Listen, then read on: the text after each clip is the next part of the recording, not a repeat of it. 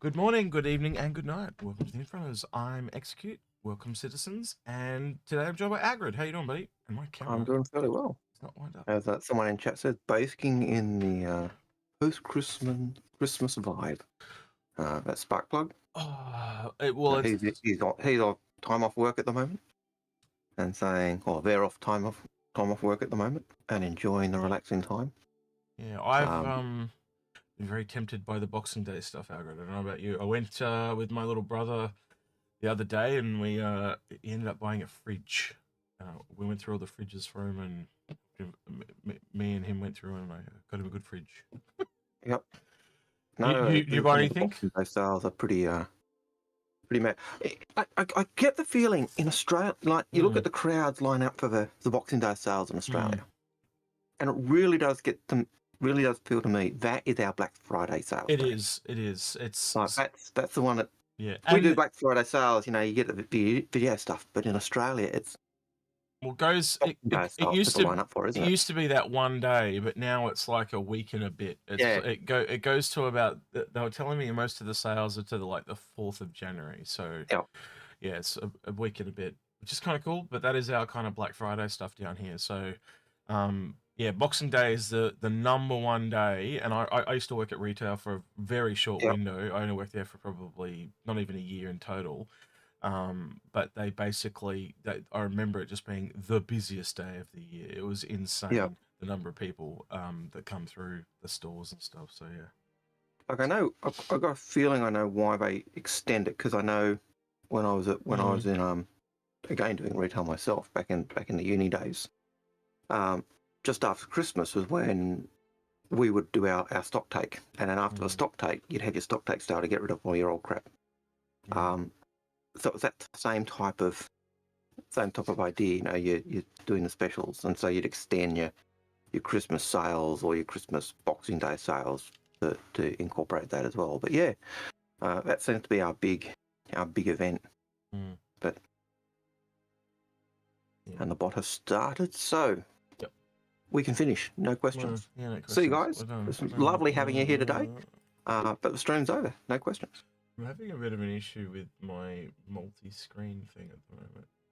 I'm having to open this to get it to work, because if I don't open... Oh no, now it's working all of a sudden. Cool, sweet. I could see you having a few issues there. I could see the screens all popping up. Anyway, I'm just getting the last little few things set, and we will be done. So, Matt Wooding is BC, British Columbia. I'm just trying to guess what the initials are. All right. So yeah, Into the Void. This is implying, if you're wondering from the title why we were calling it that, is we're going back into the lull period. This is traditionally the start of the lull period. Now Christmas is over. They've had the big patch, you know, just like we've had Christmas and you guys have had Christmas. CRG will be doing the same. And they won't be back. Traditionally, they're around about the 8th hour, isn't it? It's you know, about 2-3 weeks off, and then it, you know, got that really slow roll back into it as they had the meetings and stuff. So January's a pretty slow month, yeah. Yeah, traditionally. I know a lot of content creators who feel the pinch. There's nothing new coming. Yeah. For us, it's just it's a normal day. It's just normal period. I've got to say though, I finally got into the patch and had a bit of a run around in the new patch. It is smooth. Yeah, it's very smooth. It feels really good. Yeah, it's easily the smoothest Christmas patch I think we've had. I just realised you're off center, by the way. If you want to recenter yourself, I didn't even see. I occasionally check out Spectrum, and I was amazed to see no dumpster fire, no rioting peasants, you know, complaining how bad it was. Sorry, Agri, did you hear me? You're off center on camera. If you want to fix yourself, you're like, I can change that a little bit. Shifting the chair. That a little better. Yeah, no, it's much better. Thank you. Got to change my keyboard now because it feels weird. There's something. I actually, yeah, I kind of have a place that I sit and I kind of line myself up, and that just works. Right.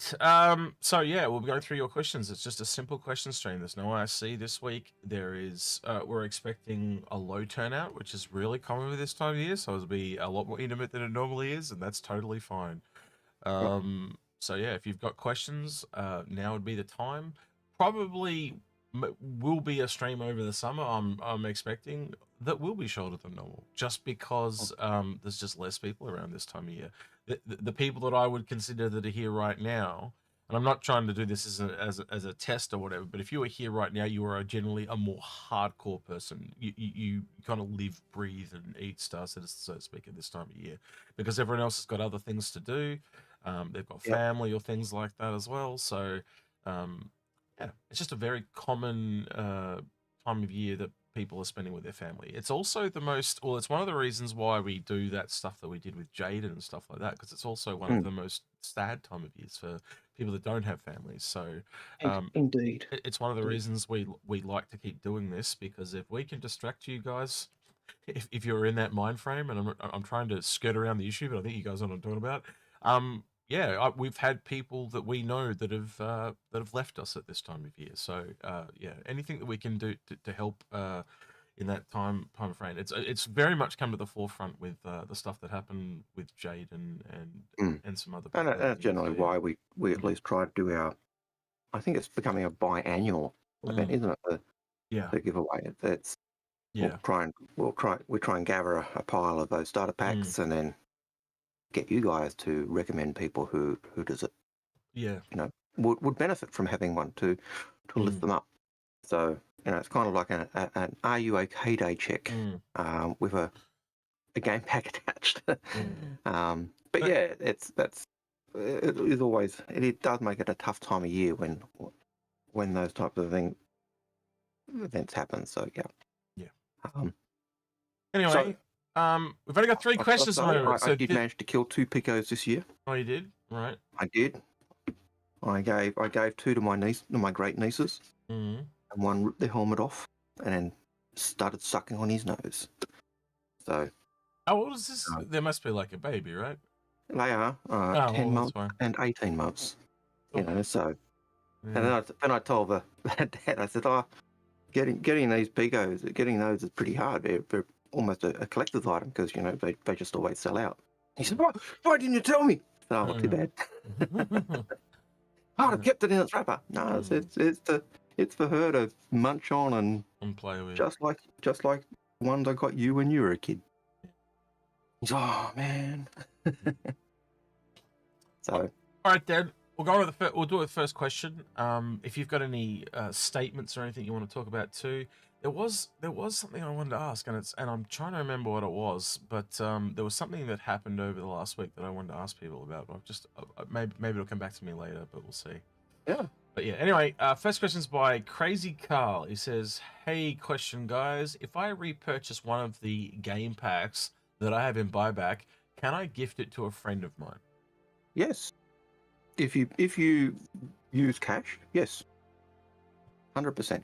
Absolutely what Algared said. 100%. Yeah, you just got to use cash. That's the big key. If you use any credit, you can't. So you can't use a token. You must use hard But oh, if you did hard cash. yeah.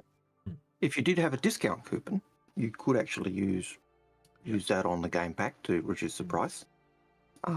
Probably be better spent elsewhere, but yeah. It would be better. I always find using those discount coupons because they're well, I think it's 20% for the up to $100 value of discount, and so it's better to use them on a more expensive packet than a starter pack. But hey, if you're buying if you've got a friend and you're buying them a really expensive game pack, then yeah.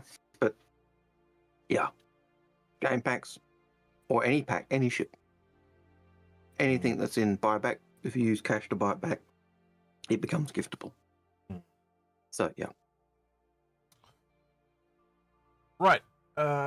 Next question is Citizen Ninja says, which ships do you think will get a new Red Festival paint next month?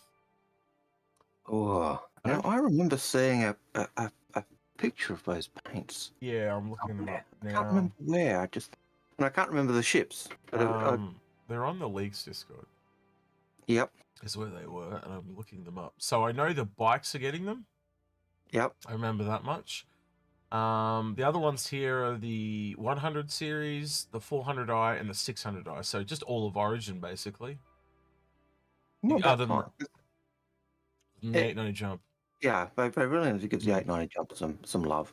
Yeah. I know it's not a ship that's owned by many people. I know that, but still, I'd love to see a skin for the 890 jump. Let me Just so it's not all white. get Green me. and gold. That'd be nice. Nice green and gold. Just Emerald green skin. Yeah.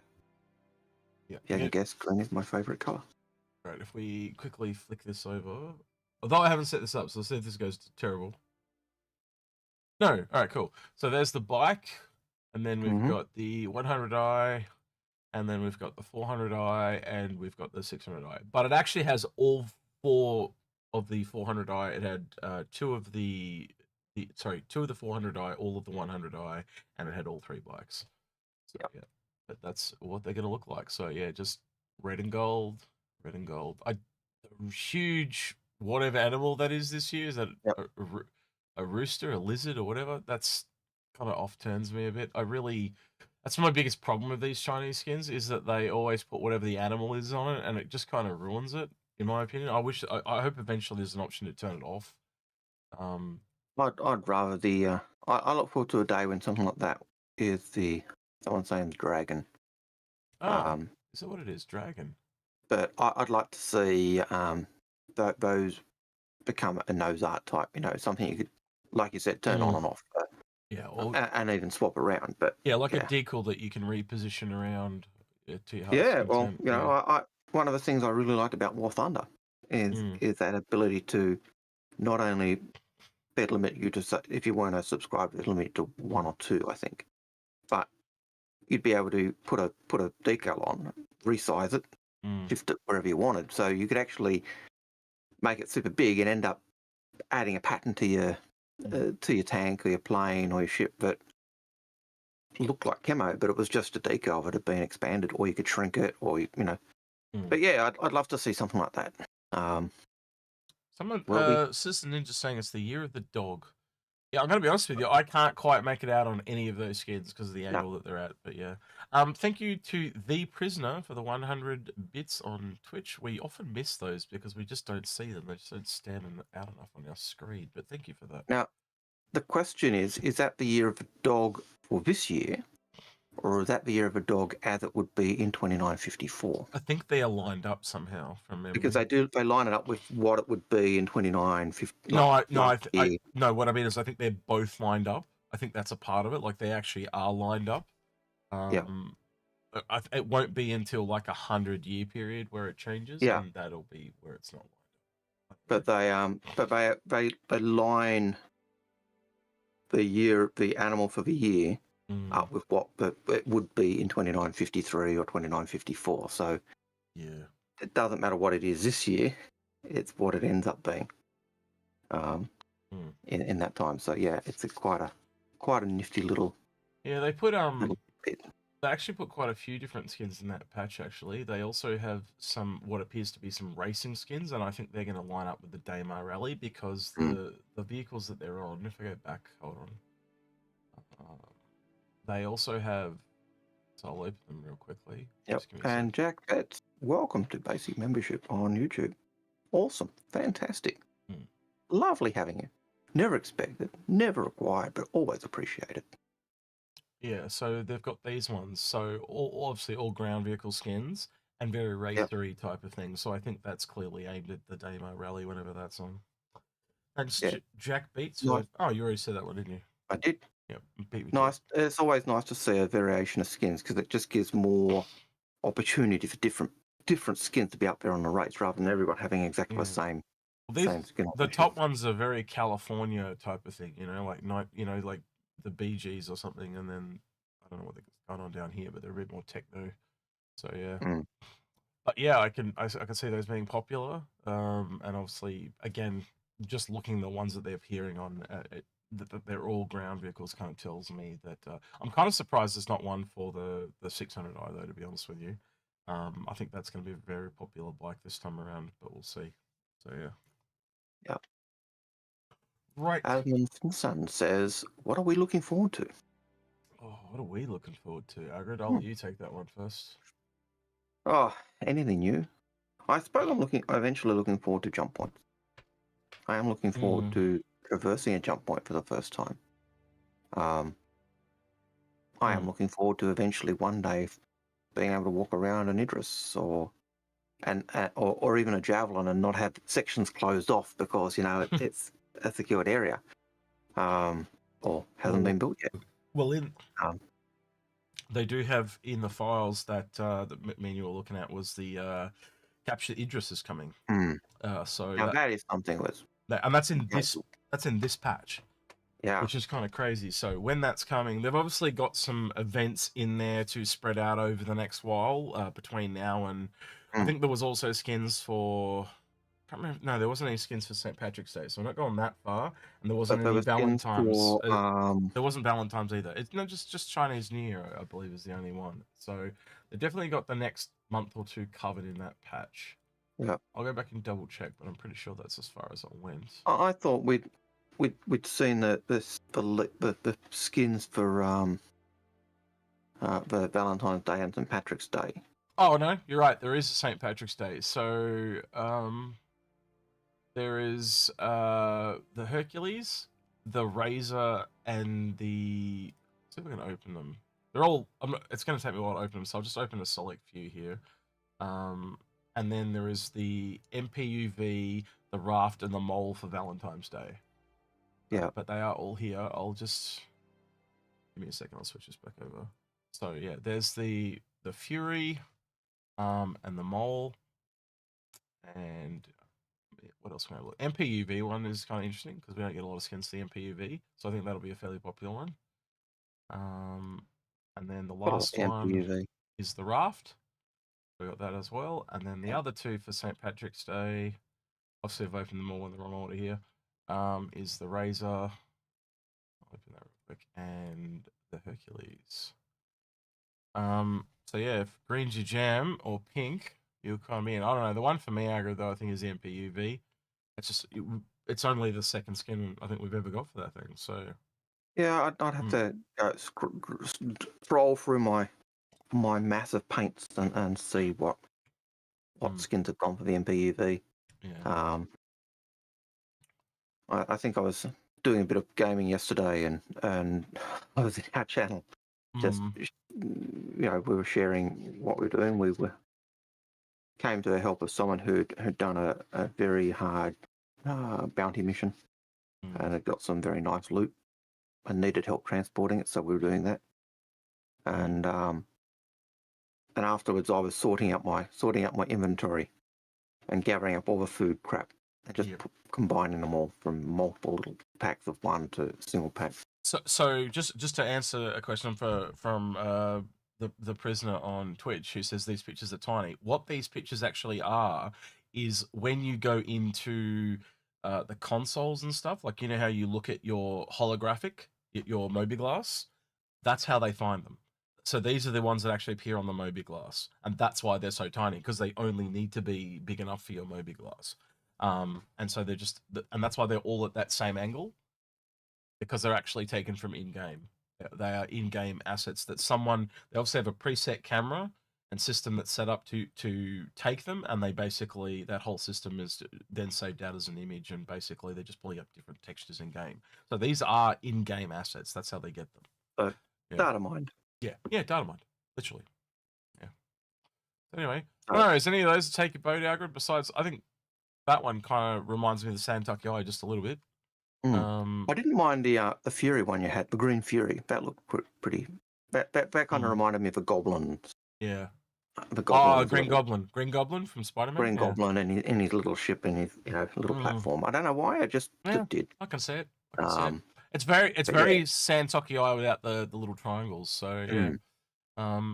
But yeah, they've definitely done the same thing with the Valentine's Day skins. They've gone to that more of metallic look. So I think they will be popular. Sick look on those paints, though, isn't it? Yeah, and that's why I like. Well, I've got the arrow one for the Yeah. arrow, and it does like it's not my favorite color or anything, and it's the same thing. I'm like not super into pink, but when the sun hits it, you get this kind of pearlescent, and the pearlescent ones just I don't know because they're multicolor. They just you Mm. sometimes get some oranges out of there, some yellows and stuff, especially with the red Yeah, hues. it's So just really a nice look, and I can imagine them slowly yeah, shifting across to a lot of paints to the a lot raft of ships in that.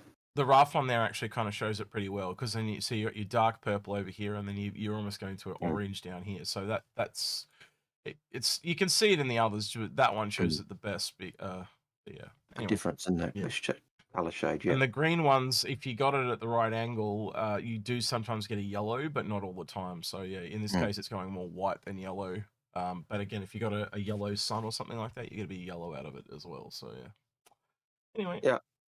So to go back to the question, what I'm looking forward to, I Mm, think I do have to say that Captive Idris, like that was mm, something Chris had mentioned that he wanted in Arena Commander way back in yeah. 2014. Now, that was one of the big things he was pushing. So to If have that in game finally, that's like, if it's running this smooth as it is right now, and they drop that, it's going to easily be the most popular event they've ever done. yeah, Easily.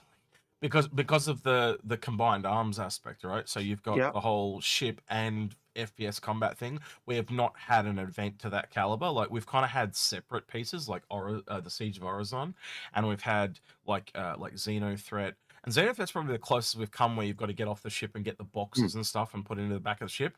But you only get that small little segment against AI. But if it's players versus it's mainly I think it's mainly gonna be AI though. But like if there's groups of players going after each other on foot to try and capture it, that'd be kind of interesting. We'll have to see how the well, event pans out. it could be because of well, we don't know how they're going to do it, but the idea, as I understand from what we gathered, is that Mm, this is a civilian defense force initiative. yeah. It's a training exercise, so we're not trying to Mm. destroy or It says absolutely wreck yeah, the Idris. it says simulated, so yeah, apparently it's a simulation, I think. But the idea is I, practice. I wouldn't be It's surprised, training Algared, exercise. if it's not in the sim pods. I wouldn't be surprised if it's under Arena Commander somehow. Yeah, It would lower it down if you think about it. Like it's easy to get in. mm, There's less performance things. It spins up a server just for that.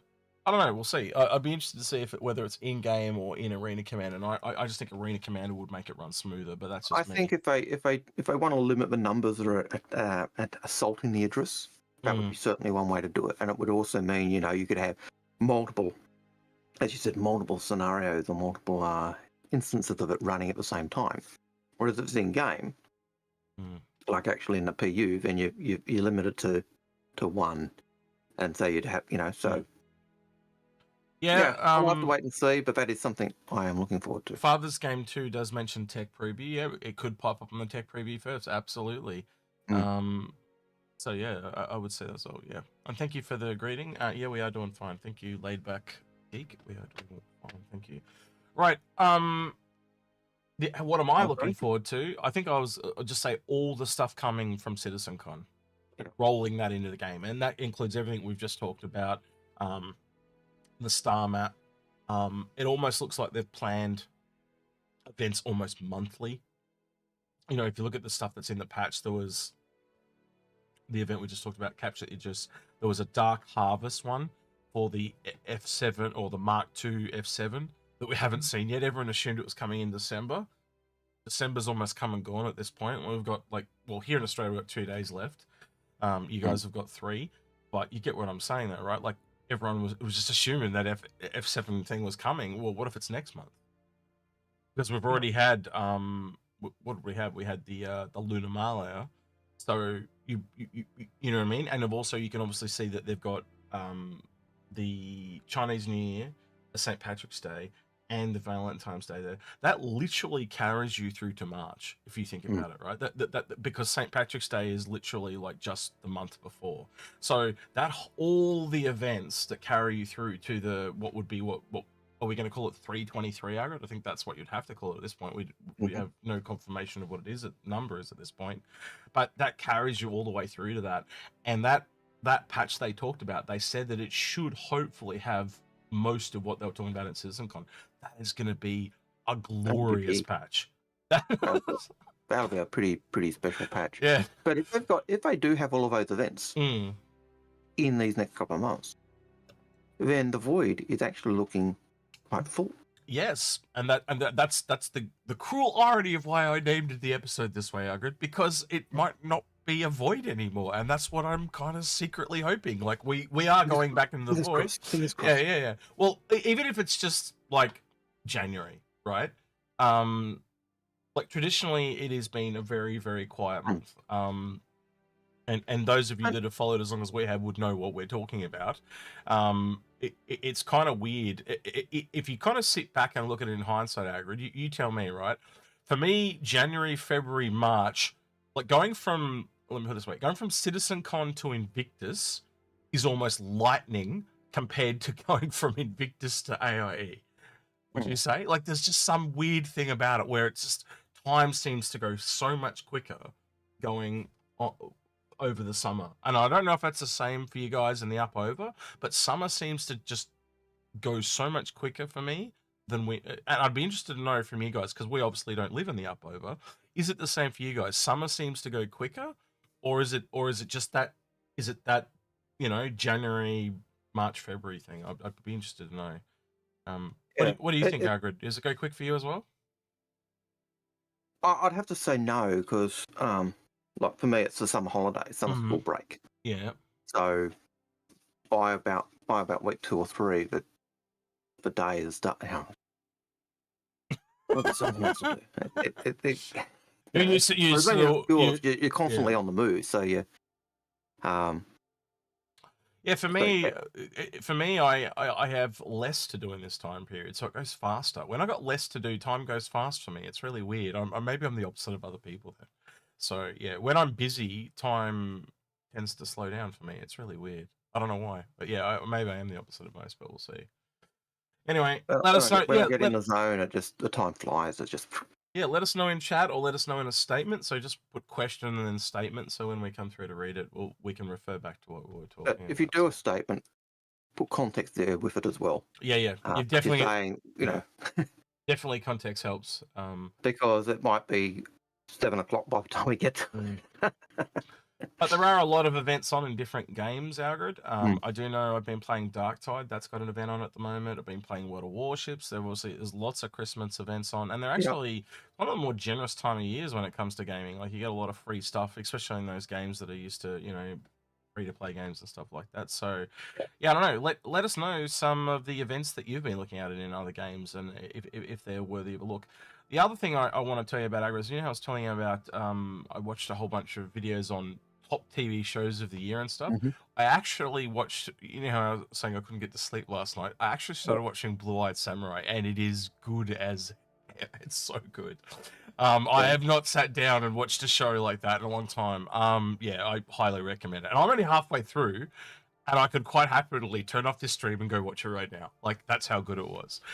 Easily the best show I've seen all year, and I'm only halfway through it. It is that good. Even better than Monarch? Monarch, no, yeah, better than Monarch easily. But Monarch is good. But Blue-Eyed Samurai, just I don't know how to quite. It's just got this really good tempo, a really good story, and it even has, like, it even hits the diversity quota, but it doesn't stuff it down your throat.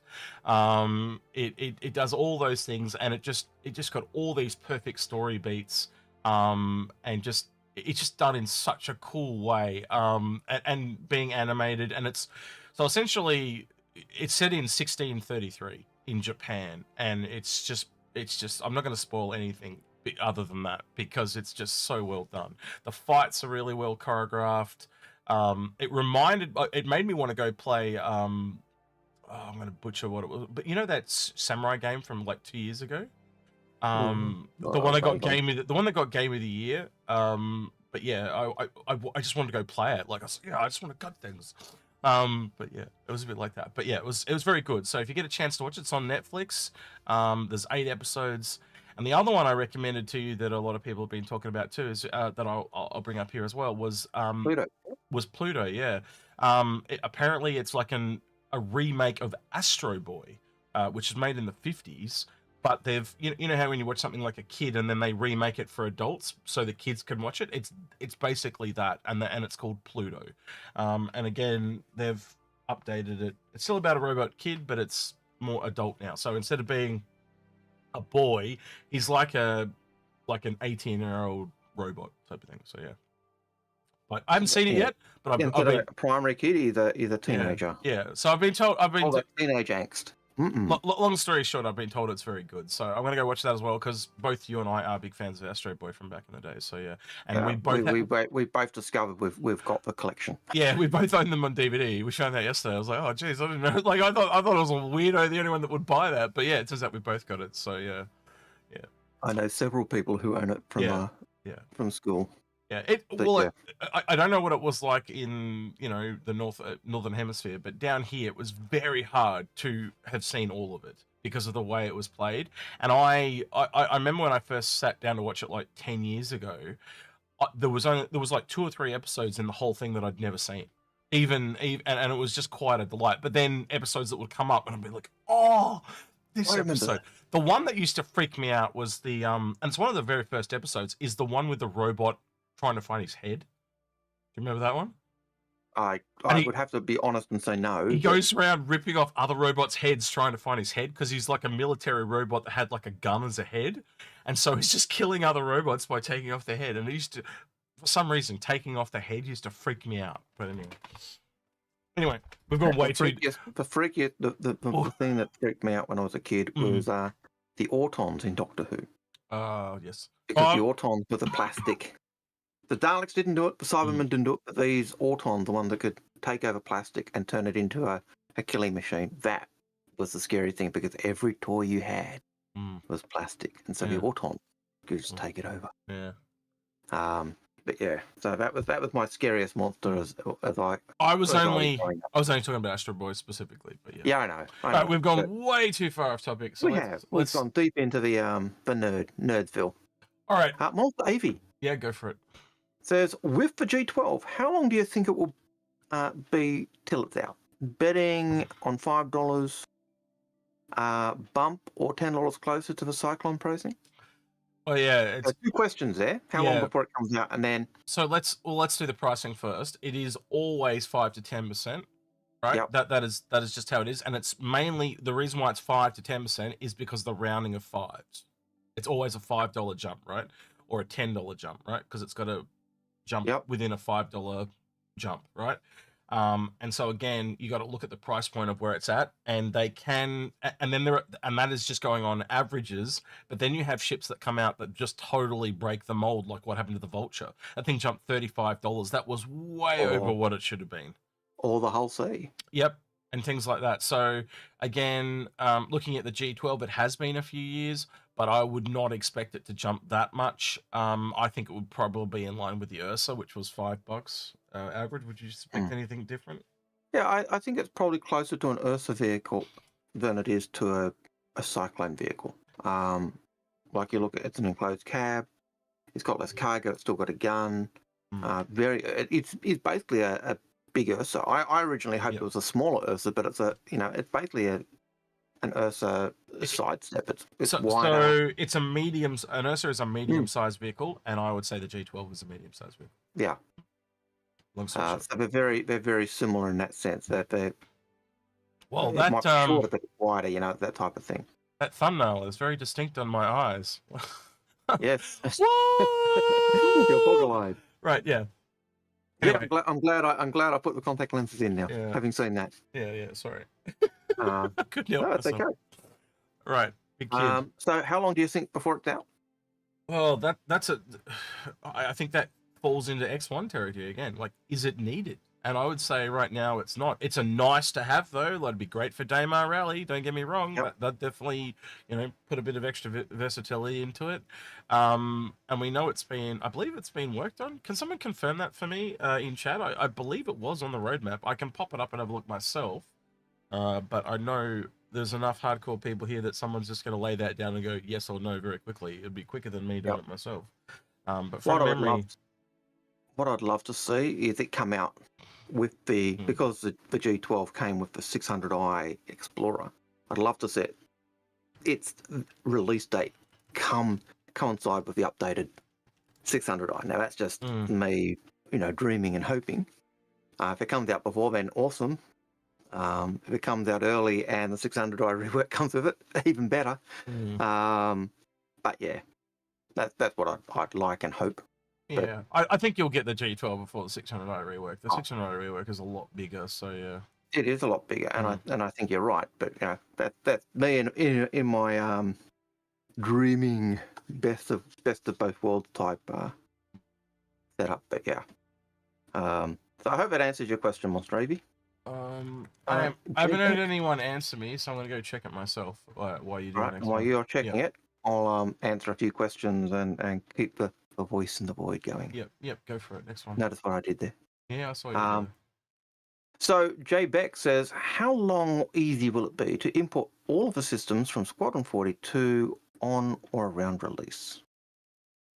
I don't think they're going to be importing them all on or around release. They're going to. They're doing it now. At the time, they're doing it now. Yeah, we've got here now. That's a Squadron 42 type thing. That's in game now. They literally said at CitizenCon they want to try and get all of that in the next year before, essentially before the next CitizenCon. And then they came out later and said, like, the vast majority of what you saw at CitizenCon, we're trying to get in that for the very next patch, which is crazily awesome. Even if we get, what's some big ticket items there? I think the number one for me is the star map, right? If they fix that star map, I can sit back happy, But yeah. But equally, even though they're bringing that stuff in, it is a massive big job, because one of the things like if you look at master modes, that's got to be imported to every ship, and that's going to be a massive job. So how easy is it, or how long will it take? Master modes. I know I'm interrupting, but look, that's actually refreshed it. What did I do? I moved something. Look, it's done. So that means it was like being done just before we kind of, unless they just didn't talk about January, but like I'd assume that would have gone all the way through to the end of December, wouldn't it, if they were continuing? So yeah, and if we go back, is there 11 weeks there? So yep, there's 11 weeks. So yeah, wow. Next patch maybe. That'd be cool. Planning it maybe for the end of December or Christmas, and didn't get it done. So hey, who knows when it's coming? Yeah. That would be a really good surprise to drop with the Daymar Rally stuff. So you get the racing skins and you get that. That'd be really cool. Especially because that's kind of what they did with the STV, didn't they? They gave people access to it early. I'm pretty sure that's what happened. Yeah, they gave people access to the STV, and there was like a race with the STV. What if they do the G12, a special G12 race? Remember, everyone that was in the race got access to the STV. Yep. Well, they did the same. There was recently one for the X1 as well. Yeah. So I know that right. Anzia Racing just had the X1 race, ignition race. But what you say there makes sense, because you'll remember there is a G12 racing variant, and so an off-road, wide chassis, which gives it good stability in off-road, that would be an ideal vehicle for Daymar Rally. So yeah, maybe. Is it the G12R? Fingers crossed. Is that what it was called? G12R? I think it was. Something like that. It sounds good. I'll go with that. Let's cross references, star system, go images. Yes, G12R. There we go. Yeah, this one. And it was the one I used for the thumbnail at the time. That's how I remembered it. And it had a cool racing skin, which I always liked. Yeah, this. Yeah, so it's gonna look pretty sweet. Yep. I am gonna tell you right now, if you have one of these in buyback, knowing how the Scarlet skin is going, buy it the fuck back right now, right? Because look how cool that skin is. The Scarlet one is literally red and white, and people are tripping over themselves to buy that right now. So I don't know about you, Algared, but that come the release of the G12 is going to be a hot. Yeah, people are going to want it. If you've got that skin or that vehicle in, like, as I understand it, if you've got an X1 with the skin, people are paying hand over fist to get the Scarlet skin. They're paying about $200 to get the skin. That Yeah. is bananas, right? And this is why I've always wanted that confirmation from CIG that these things will eventually be available in game, which they've never, you know, they have done, but not officially, right? So they've done it in back channels, but they've never done it officially. They kind of need to come out and tell people this, because it would just kill a lot of the black market stuff. Obviously, yeah, obviously getting it right now is different, right? So obviously if you want it right now, you got to pay for it. But yeah, that's kind of crazy. All right, we've got a first-time chatter there. Let me read this. It says, "Hello, sorry for bothering you. I want to offer..." No, okay, no, that's a bot. All right, we'll just thank everyone. Say goodbye. No, ban, timeout, ban. There we go. Boom, gone. Person comes back and says, "I wasn't a bot." Yep. But too bad. There's two mods in chat, and they let that through. Man, I'll let it go because it's the holidays. It's fine. Just and it's hard. Yep. So yeah. So how long will it be hard to get those systems in? I think things like master modes are going to take a long time, or a lot of effort. How easy they'll be for them, who knows? But it'll take time. Yeah. But yeah, I think they're still importing. They're importing the stuff, and we'll see a lot of that stuff come in. Yeah. Very soon. Yeah, there's a lot of people complaining about master modes at the moment, but that is the time to give feedback. That's why they've done it this way. So if you want to give your feedback, give your 2 cents. Now's the time. Yeah, get in there, try it out, see what you think. I've had some people have some really hot takes. I've watched a few different other content creators things, and one of the really weird ones I heard was someone was saying that single seat fighters are the highest skill cap thing in the entire game, and I went, I don't agree with that straight off the bat, because, well, you tell me, Algared, what do you think's got more skill cap to it? A person that's working on their own in a single ship, or a team of people working together? Now, I thought that as well, and that's why as soon as I heard that, I just didn't need to hear anything else that person had to say, because I was like, you have this fixed opinion, and I think that instantly shows that you have a bias, and therefore everything else you've got to say has not stood back enough and looked at. There's so much things that are not in the game that we can't talk about. So I can't. I look at myself in that comment that I just said, right, and I can't say definitively that is harder because it's not in the game yet. So by the same, you know, taking it from their point of view, you can't say that a single seat fighter is the highest skill. It might be right now, but it's not very much in the game right now. And so once I looked at it, I went, well, you've got to give master modes a chance, because we don't have everything yet. So we can't sit there and see what everything is going to be. We can speculate till the cows come home. But right now, right, so let's just say single seat fighter is the most powerful thing in the game. That doesn't mean it will be by the end of this year. It won't be by the end of the release. It could be. We just don't know. There's too many unknowns. I think even when you look at the master modes and that whole comment, and you bring in armor, that changes the whole combat static thing. You know, the arrow may not be the meta fighter anymore because it doesn't have as heavy armor as, say, a Hornet or anything else, and so its damage output's going to be less in terms of how quickly it can kill stuff. So yeah, it's always hard to gauge when everything's not there yet. Yeah. But so I'm just looking at someone on Twitch that seems to be a fairly new person. Father's Game 2. We haven't missed your question. They go into a giant list, mate, and I'm just trying to see where. Yeah, yours is about 5-6 questions away. So yeah, we haven't answered it yet, but we'll get to it. Don't worry. Yep. We're not like most channels. We actually have a bot that picks everything up, so it allows us to be very detailed with every question. I'll literally go through the questions in the order they come in, and that means we can we can go on to excursives and we get to answer everyone's question in detail, which is, you know, so we're not rushing ourselves. Yeah. All right, next one is from Just Simple Chris, who says, "What do you think?" Sorry, excuse me. What do you think space tourism or travel gameplay will be like? Will it be a hit the waypoints game?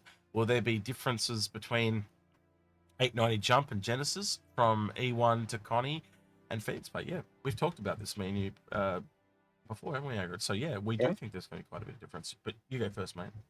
Yeah, look, I think depending on what you're doing, I think it is going to be go to the waypoints or go to the places to watch.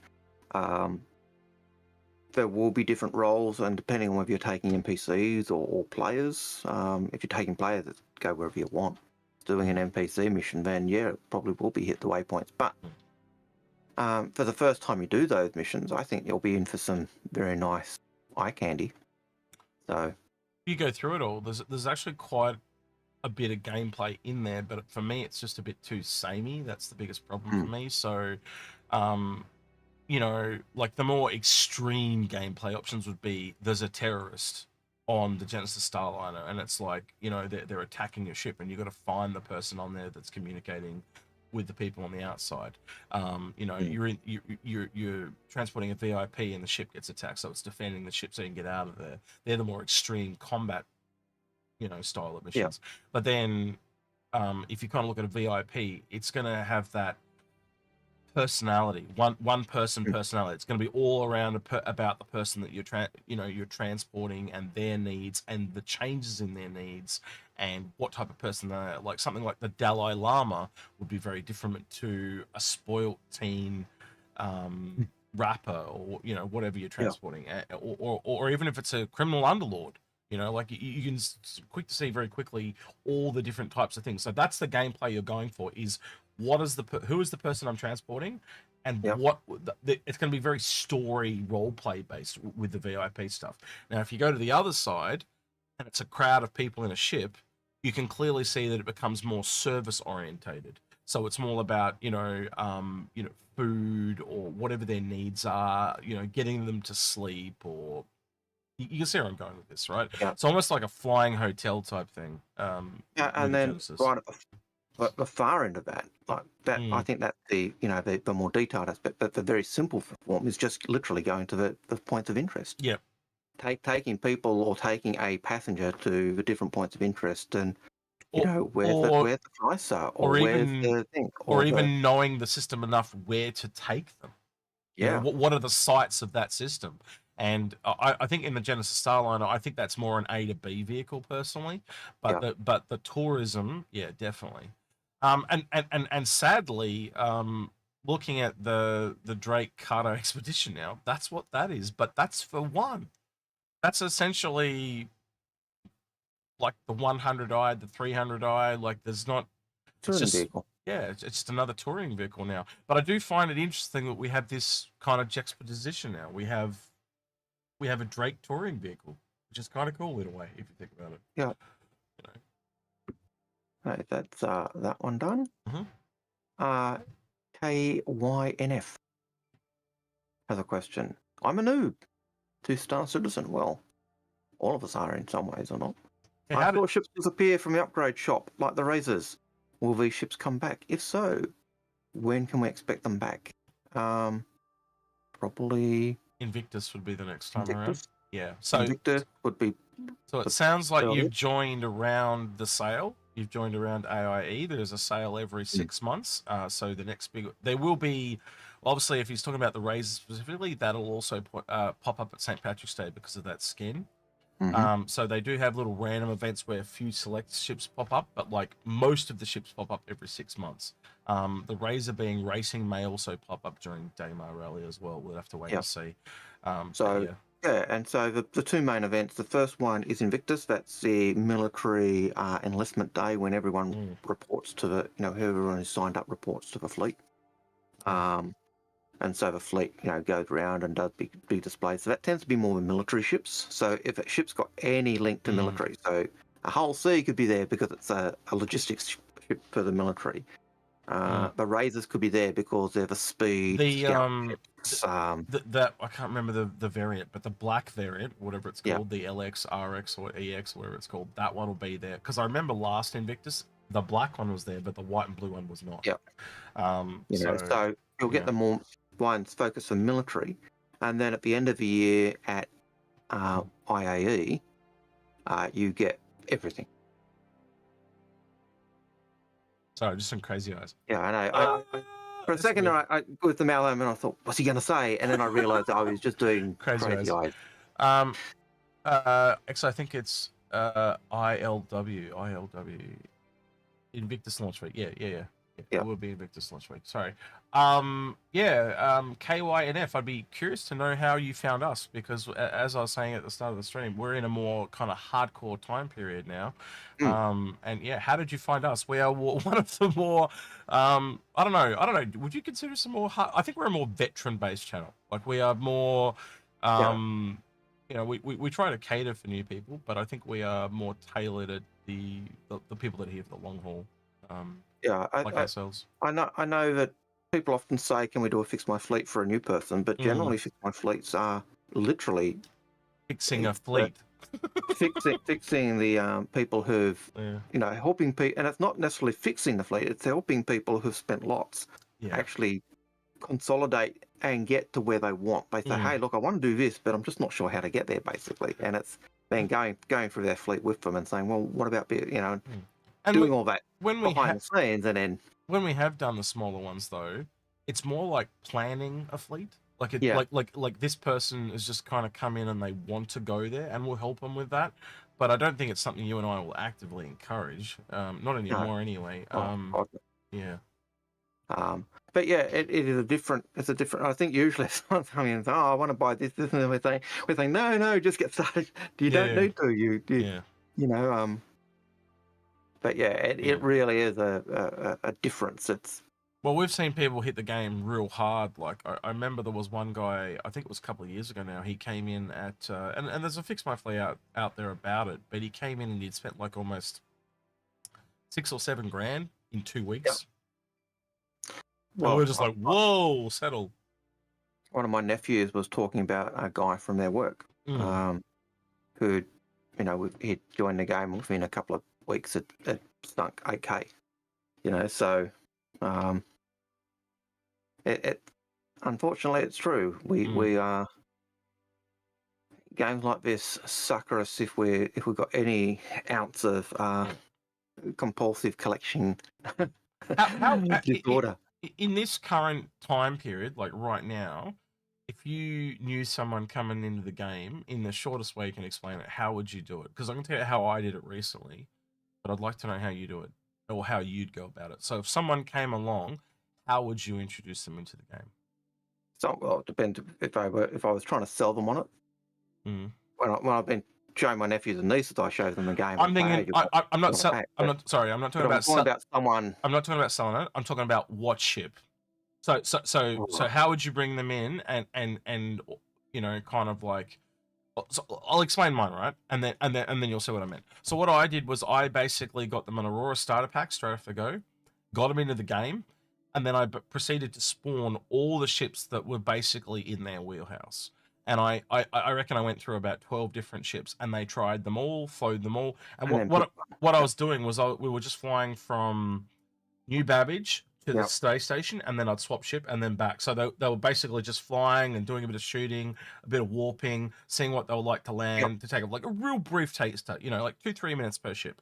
And they basically just went through and tried all these different ships, and I think the most expensive ship they tried was literally the Nomad. Right, so it was like the Nomad, the 315p, the Saulian, the Cutter, the Arrow. It was a whole bunch of ones that were in there. They're all in just that price range. You know what the ship they ended up buying at the end? I remember you telling me, but I can't actually remember. The Saulian. That was the funny thing. You told me they went for that because it was unique, but it was different. But they enjoyed the style. And yeah, this person didn't even like I remember them taking off in the Aurora, and I basically told them the flight controls, and they rolling in the hangar and stuff. They didn't crash once. This was a person I know that's quite good at FPS. And they picked it up very quickly. They never crashed in any of the ships that they were on. They're obviously a bit more cautious the first time around. But yeah, all the ships they flew, about over 10 easily. They never crashed once.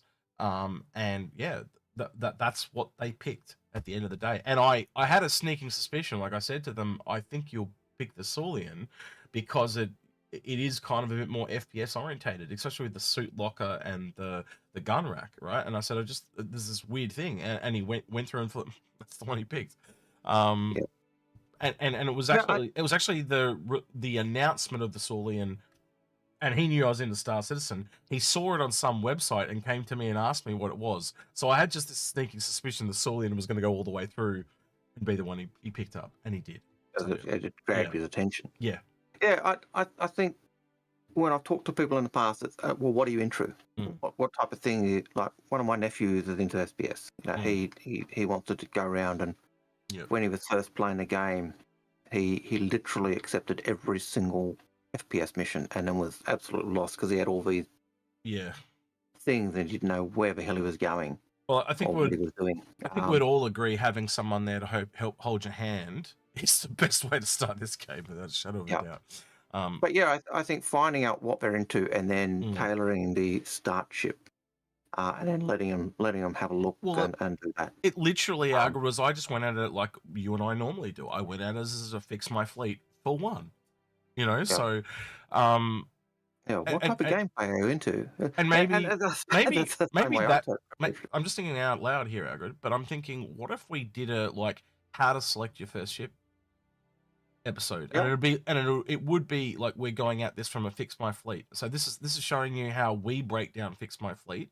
And there's the question that me and Algared always ask. The very first question we always ask is, Algared, I'll let you. What are your professions? What things do you want to do in game?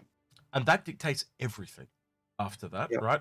And depending on the questions that they give, if they're too similar, right, as if they go like mining, cargo, and industry, or sometimes we'll get the same thing, same three things all in one. Mining and refining will then last more, and you know we try to get to around about 5, right, depending on what they've got or how much money they've spent, and then we start to go, you know, like you would have seen episodes too where we're like, what the hell? So this person would go, oh, my favorite ship's a reclaimer, and they've got $5,000 worth of ships and no reclaimer. You know, it's like look for obvious things. Reclaimer, and I want to do salvage, and you look at their fleet, and there's no salvage ships at all. No reclaimer, but not even a vulture, and you're going, I thought you said, oh yeah, but I really like doing the FPS, and you go, you sure that this is that's what you really want?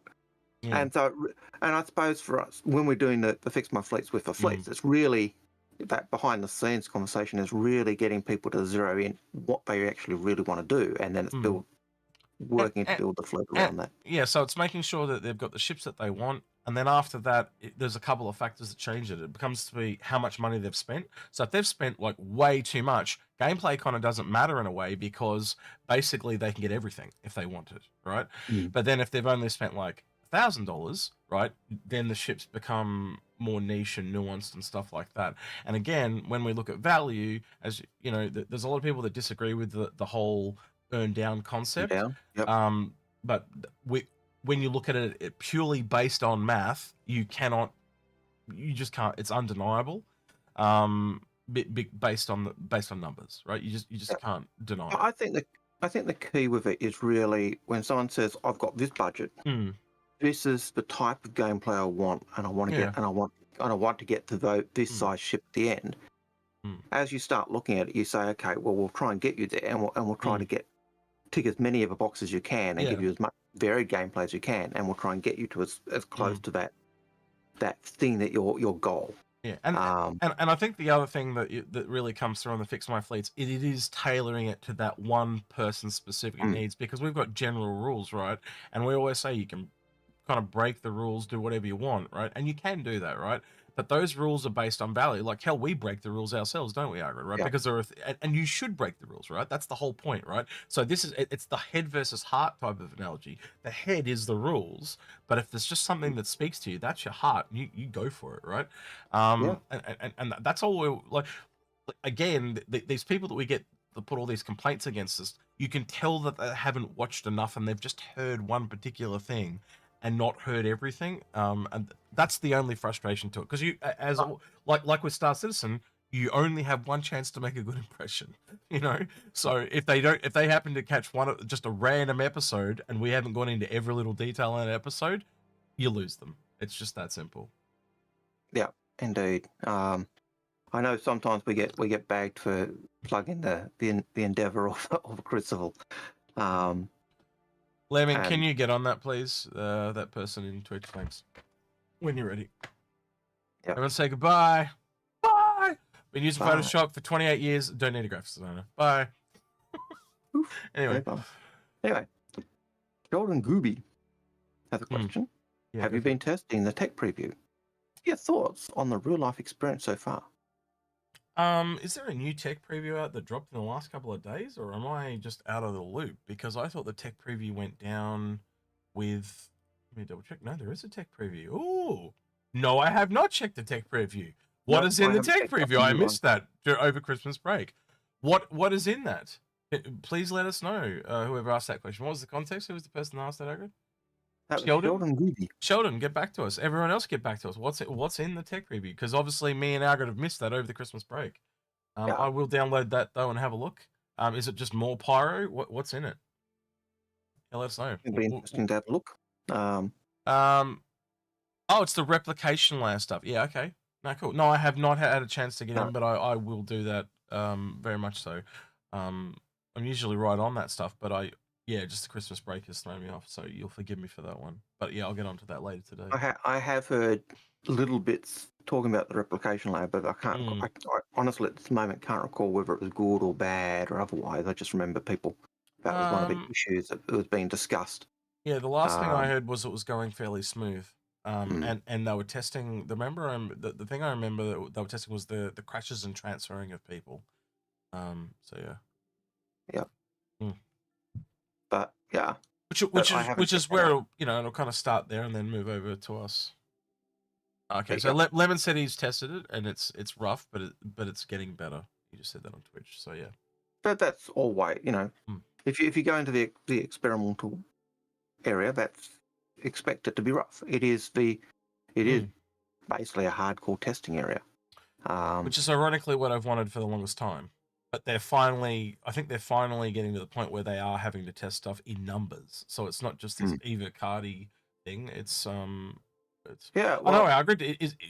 You tell me. You are Evo. Is there still Evo carding before the tech preview, or is the tech preview even before the Evo? You tell me. I haven't noticed, to be honest. I am. So I can't say. Anyone else that's Evo in chat, feel free to speak up as well if you know. But yeah, I think it really comes back to the issues we had with 319. Now I know 319 was a horrible mess in terms of the impact it had on the servers, but it clearly indicated they needed to change the way they were doing the testing because they weren't getting the people going and doing the testing. And they'd opened up the test servers to everybody weeks before it dropped, and they still didn't get the numbers they needed. I also think it was a lot to do with the PES test. I've said that to you before, and I think this is like the third time I've said it on stream, where I just remember seeing really big streamers sitting there bitching for 2 to 3 hours because they couldn't get in. And the tech preview kind of stops that, because those of us that, again, like the people that are here today, I'm pretty sure are more hardcore, we get in, we get to test it because we're playing it more frequently. It's not this person that's stopping by the game once every 12 months to check it out and then just complaining because they don't understand, because that's the stuff that brings the bad press titles is when the masses come in. But people like the people that are here and ourselves and the mods and all, everyone, we get it. We're engrossed in it. We've read the stuff and we know what to expect. We expect the bugs. We work out workarounds. We share workarounds.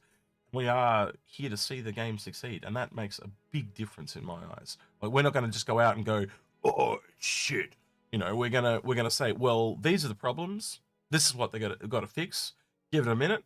Oh, now there's the next patch hit. Oh yeah, they've improved this, this, and this, and we see the iterations, right? Yeah. They don't see that. They come in. They are the people that they were talking about that joined for 10 minutes, look at the new shit, and leave. That is literally the people we were talking about. They come in, look at the new ship, and then they leave. And that's. But they're also the people who will say it's a scam. So it really is. It really is an issue. But I think. But that's what I like about it. It is. The tech preview is the people that you want there, not just the people. And no offense to people that can just smack down $10 or their concierge and they put heaps of money in and they jump right in. But there are people that have just put money in but they only turn up every 6 to 12 months or whatever. They're not here. You can get that guy that all they've got is an Aurora starter pack, but he plays the game every day, and he's worked. Look, I know people that only have an Aurora starter pack, but they've earned an 890 jumping game. Those type of people, right? So, and you don't need to spend heaps of money to be really into this game. And I don't know, what would you call it? The dedicated, the faithful? What's the word for that, Margaret? Yeah, the dedicated. Hardcore, the faithful, it really is down to that. But they certainly did need to change that whole testing atmosphere because and I think they've when done it really. 319 came, they didn't have the numbers. Do you think they've done it really well? Because I think it's worked really well personally. I know when they first instituted changes, you were concerned and you were. Hey, what do you mean? There's a couple of words being dropped in Twitch chats like obsessed and the passionate. I think passionate covers obsessed is probably a bit. That's the cult of the Endeavour talk there. But definitely the passion. Clearly, that someone just get the name. We'll recruit them later to the cult. The regulars, but no, I think the passionate's the one that would grab me. I've always considered myself very passionate about Star Citizen. And especially with my condition, when I start talking about something I'm passionate about, my friends will go, "Oh, you're really passionate about that," because they can hear it in the way I talk about things. So I relate to that word quite a lot. Yeah, I get the you've drunk the Kool-Aid. Is what I often get called. But yeah. I don't know. It's the question. Just before we go on, it is one of those things, though, that if you're really passionate about something, people kind of do see it like you're indoctrinated or something like that. And it's if someone is ingrained in their, it doesn't matter what it is, politics, gaming, whatever. If they have opinion on something, trying to change someone's opinion is a complete waste of time. They will naturally put up a wall for everything you've got to say. The only way you can ever convince them is time and let them come to it on their own. And that doesn't always work. But again, look at all the little things that happened last year when that Squadron 42 trailer dropped after CitizenCon. We saw a lot of people change their mind. And I think when the final game is in people's hands, I think there will still be people that call it a scam. Because they won't understand that there is Squadron 42 and Star Citizen. They'll and they'll go, "I know," but they'll be clinging to the whole, there's the people that just like to grief people, So sorry, but I thought that was important to add. My bad. All right, next question. Xavier Seboons has a question. Are you satisfied with the Santoki Eye? And do you think that Xeon ships should float like Nomad because of Master of Gravity title or Masters of Gravity title? That's a good point. That's actually, a good question. Yeah. I actually think that given they are the masters of grav technology, you would, if there's any race that does stick with the floating landing gear, you would expect it to be the Xeon, wouldn't you? I think that may speak to another ship down the line that does that. We haven't really seen any big industrial ship. We know the Raelian's on the cards, and I think they probably just use the GravTech in different ways too. Like they've obviously used it for the pods and the enter and exiting and the elevators and things like that. Maybe they just never conceded or the need to make it the entire ship. Also, the Nomad is a very small ship, so maybe gravity is limited to size. You know what I mean? So like you can't what I'm saying is you can't just have like a whole Raelian that lands on. You know where I'm come from? Yeah. Yeah. I get what you're saying, and thank you, Negativity, for the $5 there. He says, reminder that the Endeavour will never release. It will be the last ship, but there will never be a last concept. It's the Reclaimer arm problem times 5,000. No. He's living up to his negatively living up to their namesake, Negativity. We say it's the last ship to be done, but it'll be the last ship that'll be done before release, type of thing. And I think the idea was it was going to be the last ship because it needed all the gameplay loops to be put in. Yep. So it's the ship that's going to be done after we got all those. We've also talked about that though, haven't we? We've kind of gone, well, you could release it well, let's look at the caterpillar. You could release it with all, a standard set of modules, and then come back and do the others later. They could do that too, right? Now Yep. the question becomes, what is the standard set of modules? Well, I think it would be probably one of the variants, so like something like the Hope, or or one of the other two. I would have to think if I were going to look at releasing a endeavor, a completed endeavor, the Hope would be the one you'd look at. Yeah. Because it's the one that you've got the game, you've got the hospitals already in game, you've got the beds already in game, you've got hangars already in game, so that would work. But then the question is, what does medical gameplay in a hospital actually look like? Yeah. Well, I think it starts going into that organization of things too. Like it's got parts of touring in it as well, if you think about it, like the organizing of people and the food and all that type of thing. Yeah. Yeah. We do have to go back to that last question about the Santokyo though too, because you didn't say your piece on that. So, no, that's right. I haven't clicked it yet. Yeah. But yeah, am I satisfied with Santokyo? Yeah. Was there much more to expect there, Algared? Like, it was. What else would we be? It's a fighter. It was a medium fighter. I always knew it was a medium fighter. We always knew it was going to be light on armor compared to the others because it was faster maneuverable, supposedly. So it fits with what I expected. The idea of a Xi'an being masters of the grav tech, and therefore on their smaller ships, would it have made sense to have that floating tech? Yeah, but then you'd have lost that coolness with the. Oh wow! Did you see that, Algared? We just hit 1,500 followers on Twitch. Woohoo! I saw. Yeah. I did see it flash up, but I didn't quite catch it. Yeah. So yeah, it would be an interesting. It would have been an interesting one to see. But then having grav tech on the Santokyo would have stopped having that insect landing gear. I did think. Remember, we were talking about the noise. And the Santokyo was the bringer of fear. It was. In terms of the title of the name. Wasn't it named after one of the apex predator of their planet? Yeah, that big bat the thing? idea of a bringer of fear. But when you think of the Stuka dive bombers with their sirens and the way that used to bring fear, I actually think the idea of that insect sound kind of is a throwback to that kind of. I would agree with it in hindsight, yeah. So it's that sound that brings the fear. You hear the sound coming, and you know what's coming. Yeah. And so I think that they've tied that in very, very nicely. Yeah, I think with that whole name idea. I think for me, the only thing, and you'd agree with this, is the flight model's just not there yet, and that was to be expected because it's not required for Squadron.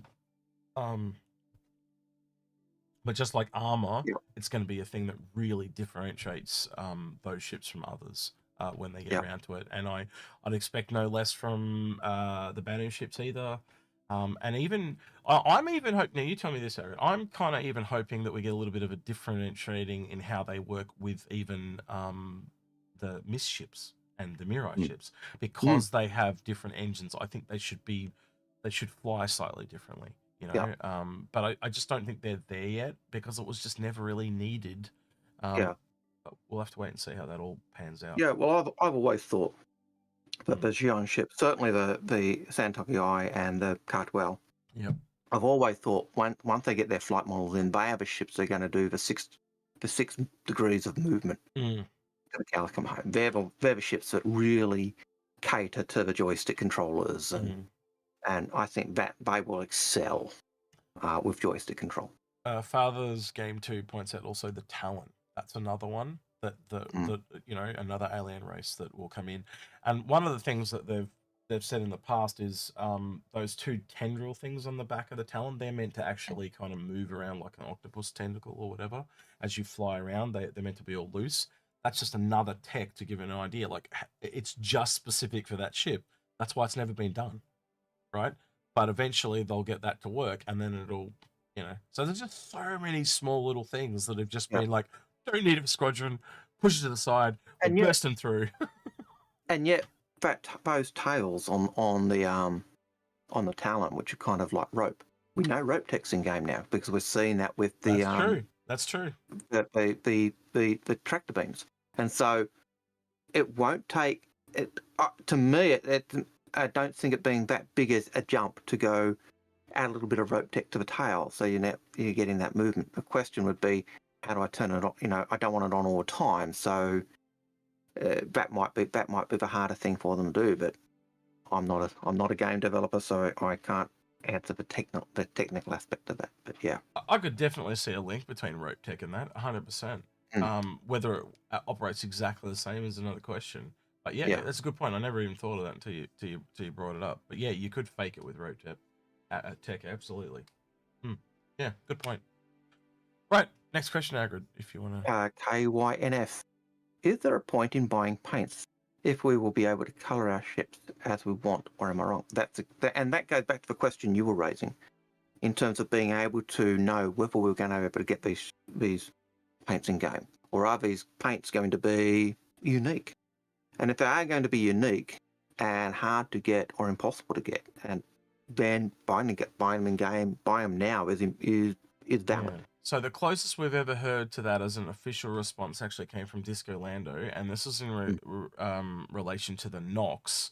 And basically they have certain decals and that on the Nox, and he basically said, yeah, you can make a silver Nox, but it won't look exactly the same as the Nox because you won't have those decals. So I'm assuming things like the Chinese New Year and stuff with you'll be able to make a red and gold ship, but you won't be able to have the Chinese writing or the thing. And in my case, I'd rather that personally. So at the end of the day, I think you're going to get.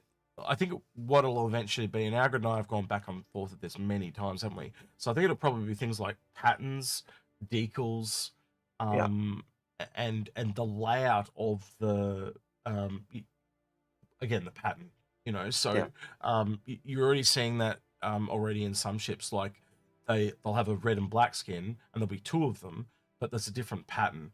I think I first kind of noticed it on the Carrack because the Carrack's got a bigger ship, and they have those different pattern layouts. And they just converted the colours on them. Yeah, so yeah, you'll get some that have exactly the same pattern but different colours, and then it'll have a completely different pattern.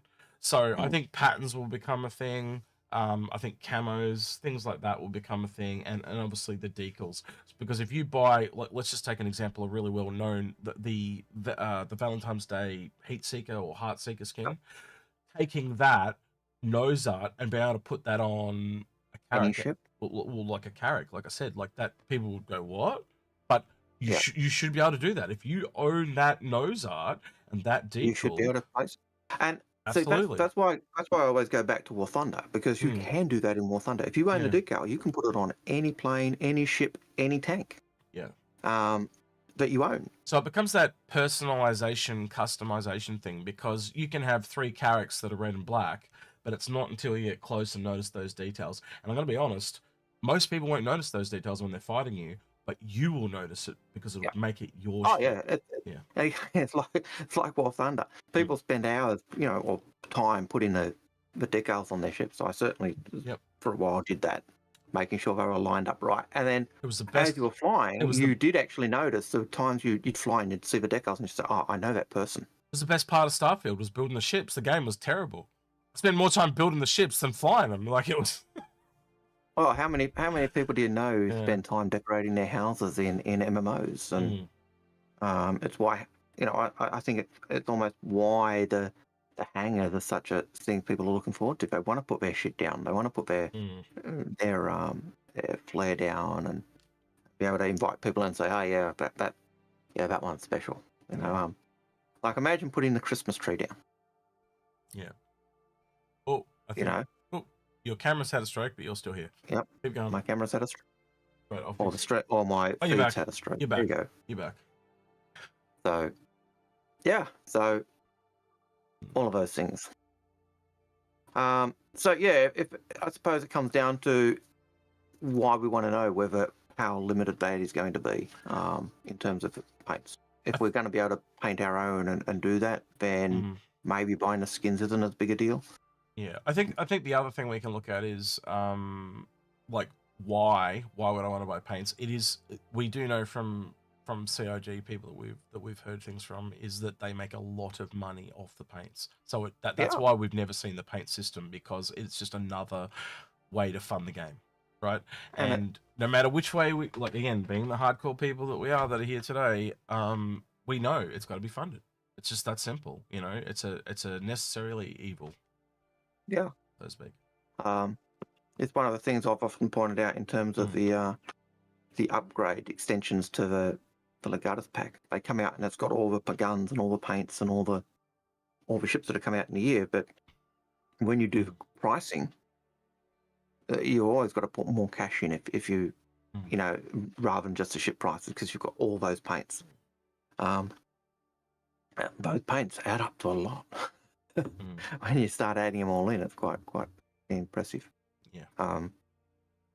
Joshua Raffensperger says, is this more an Astro or crew?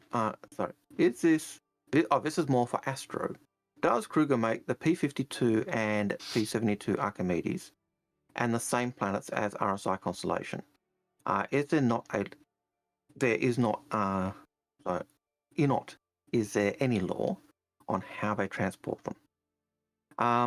So is that the creation of the Merlin, the Archimedes, and how they transport them to where a constellation would be? Yeah, that's a good question. So if you go back to the lore, we know that Kruger originally started in Magnus, so that's where they were in the Magnus system. They had a deal with they were parts manufacturer. They'd been known for making precision parts. They had a deal with both Anvil and RSI, and they provide parts for those. When the crash happened and the Navy pulled out of Magnus, Kruger apparently said, "Hey, we're going to stay," and they eventually moved because one of their shipments to RSI was hit by pirates, and it impacted their bottom line. Now, there's a bit of a controversy there because apparently they found documents from later on which indicate that the CEO indicated very early with RSI that they were going to move.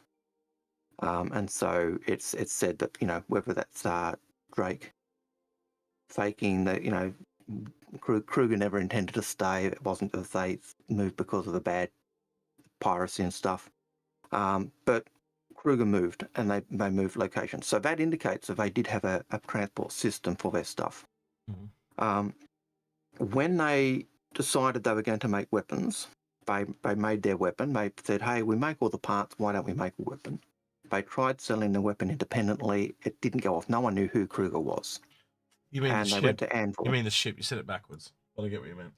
They actually built their weapon first. So they built a size 3 weapon. Right. The one that's on the Tiger Strike weapon that's on the Avenger is a Kruger weapon. They built that first, and they tried selling it independently. It didn't go off. Didn't sell. Just no one knew who they were.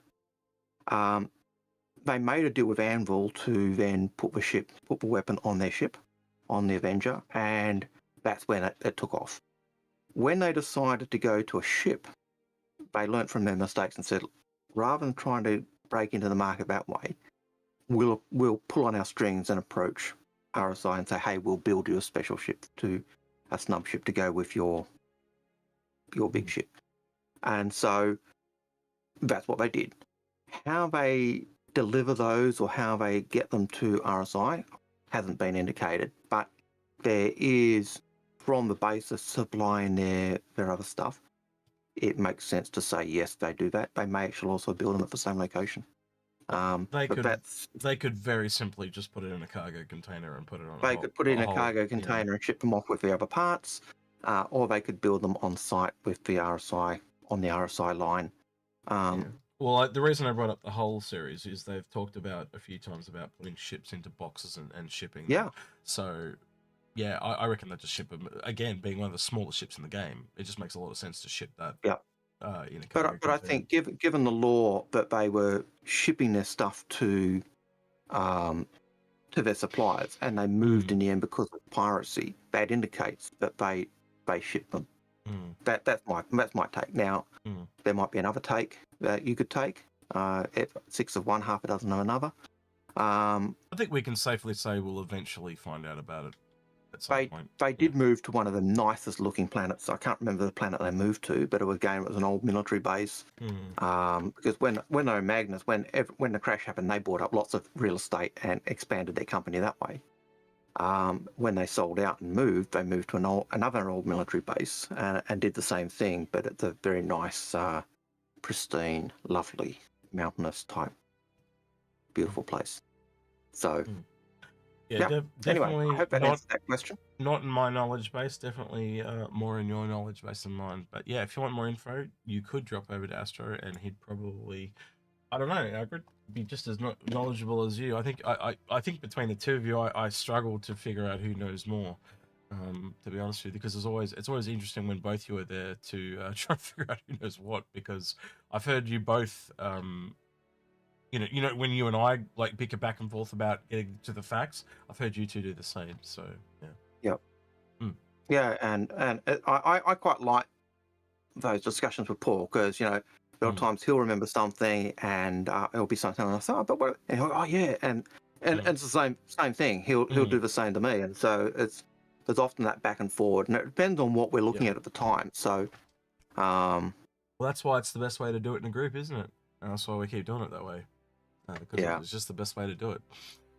Right, Joshua. So I hope that answered that question for you. Yeah. Next question is by Joshua Raffensberger. That's he's repeated it. Is he? All right. Well, we'll go to Carl Smith then. How about that? More of a fun fact. If you buy a Fury in-game, it comes with a Fortuna skin on it already. Also, the Cuddy Black still has tractor access on the front arms in 3.2. It was not removed. Yeah, well, again, I think that we can kind of look at the kind of state in 3.22 and needs a fix. Let's just say it mildly. Me and Algared, like Algared saw that. So Algared saw it backwards from how I saw it. I saw the spirit, then I saw the cutlass, and I was saying to Algared, I said, "You've got to go see the C1 now to understand how shit this is." And then it was night and day. I saw the cutlass first. This is great. We go. You can actually get the the tractor beam. You can get it to the landing bay. It's serviceable. But you look at the C1 and you go, oh, why would I? If that cutlass tractor beam remains where it was, the question is why on earth you would stick with a cutlass? Yeah. Because the C1s is just it feels very stopgappy, like someone's chucked it there in like 5 minutes just to get it done and move on. Yeah. No, I think you and I both agree it needs a mount of some description. I think it does need. I agree with you. It does need. It needs to have a system where the tractor beam does deploy down, and just to give it a little bit more accessible to that hull. The problem for that was the door, because then once it does, so it needs some kind of mechanism so it go up and down as the door. So it drops. Yeah.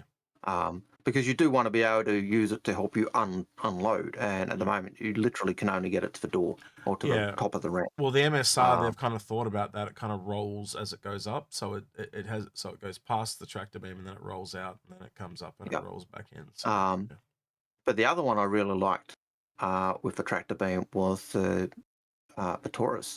Yeah, that position of that tractor beam is perfect for loading, offloading that cargo ramp, and I can remember targeting, I think it was the vehicle you had. I can't remember what vehicle you had behind the cargo bay, but I was able to hit it and actually draw it with the tractor beams, which was... Yeah. I think the biggest problem one for me, and I actually think it would work, is the 315p, because when I was showing it to that friend of mine, he was like, oh, but you can't use it to load cargo. And I was like, well... And I'd never really thought about it because I just always heard, it can only use it like as a tractor beam. It can't rotate.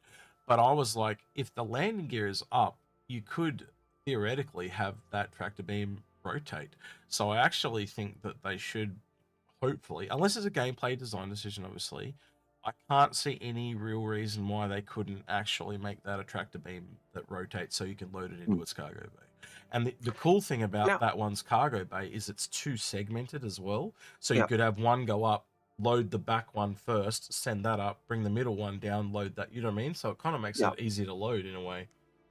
Yeah, it could make it. Mm. Although I could see a value of it if you have it as a ship that could go into the 890 jump and be carried purposely by an 890 jump, then it becomes a ship that actually helps. Yeah, like with sorry, loading. just real quick, like that's literally what Lemming's just saying. The 315 used to move boxes, not load itself. We used it over the weekend. The 315P also has the lip in the front of the cargo bay. Yeah, so I've and that's the downside to it. As he's mentioning, both cargo bays as they come down, they have a lip from the front, implying that they never want it to be loaded that way. So, while it's the smallest ship in the game that's got one, I would argue the command module's smaller on the Caterpillar. And that's why I said at the moment. Yeah. So, I kind of look at it and go, are you realistically going to fly an entire ship out to somewhere to load another ship? And I just find that such a niche case. I can't see.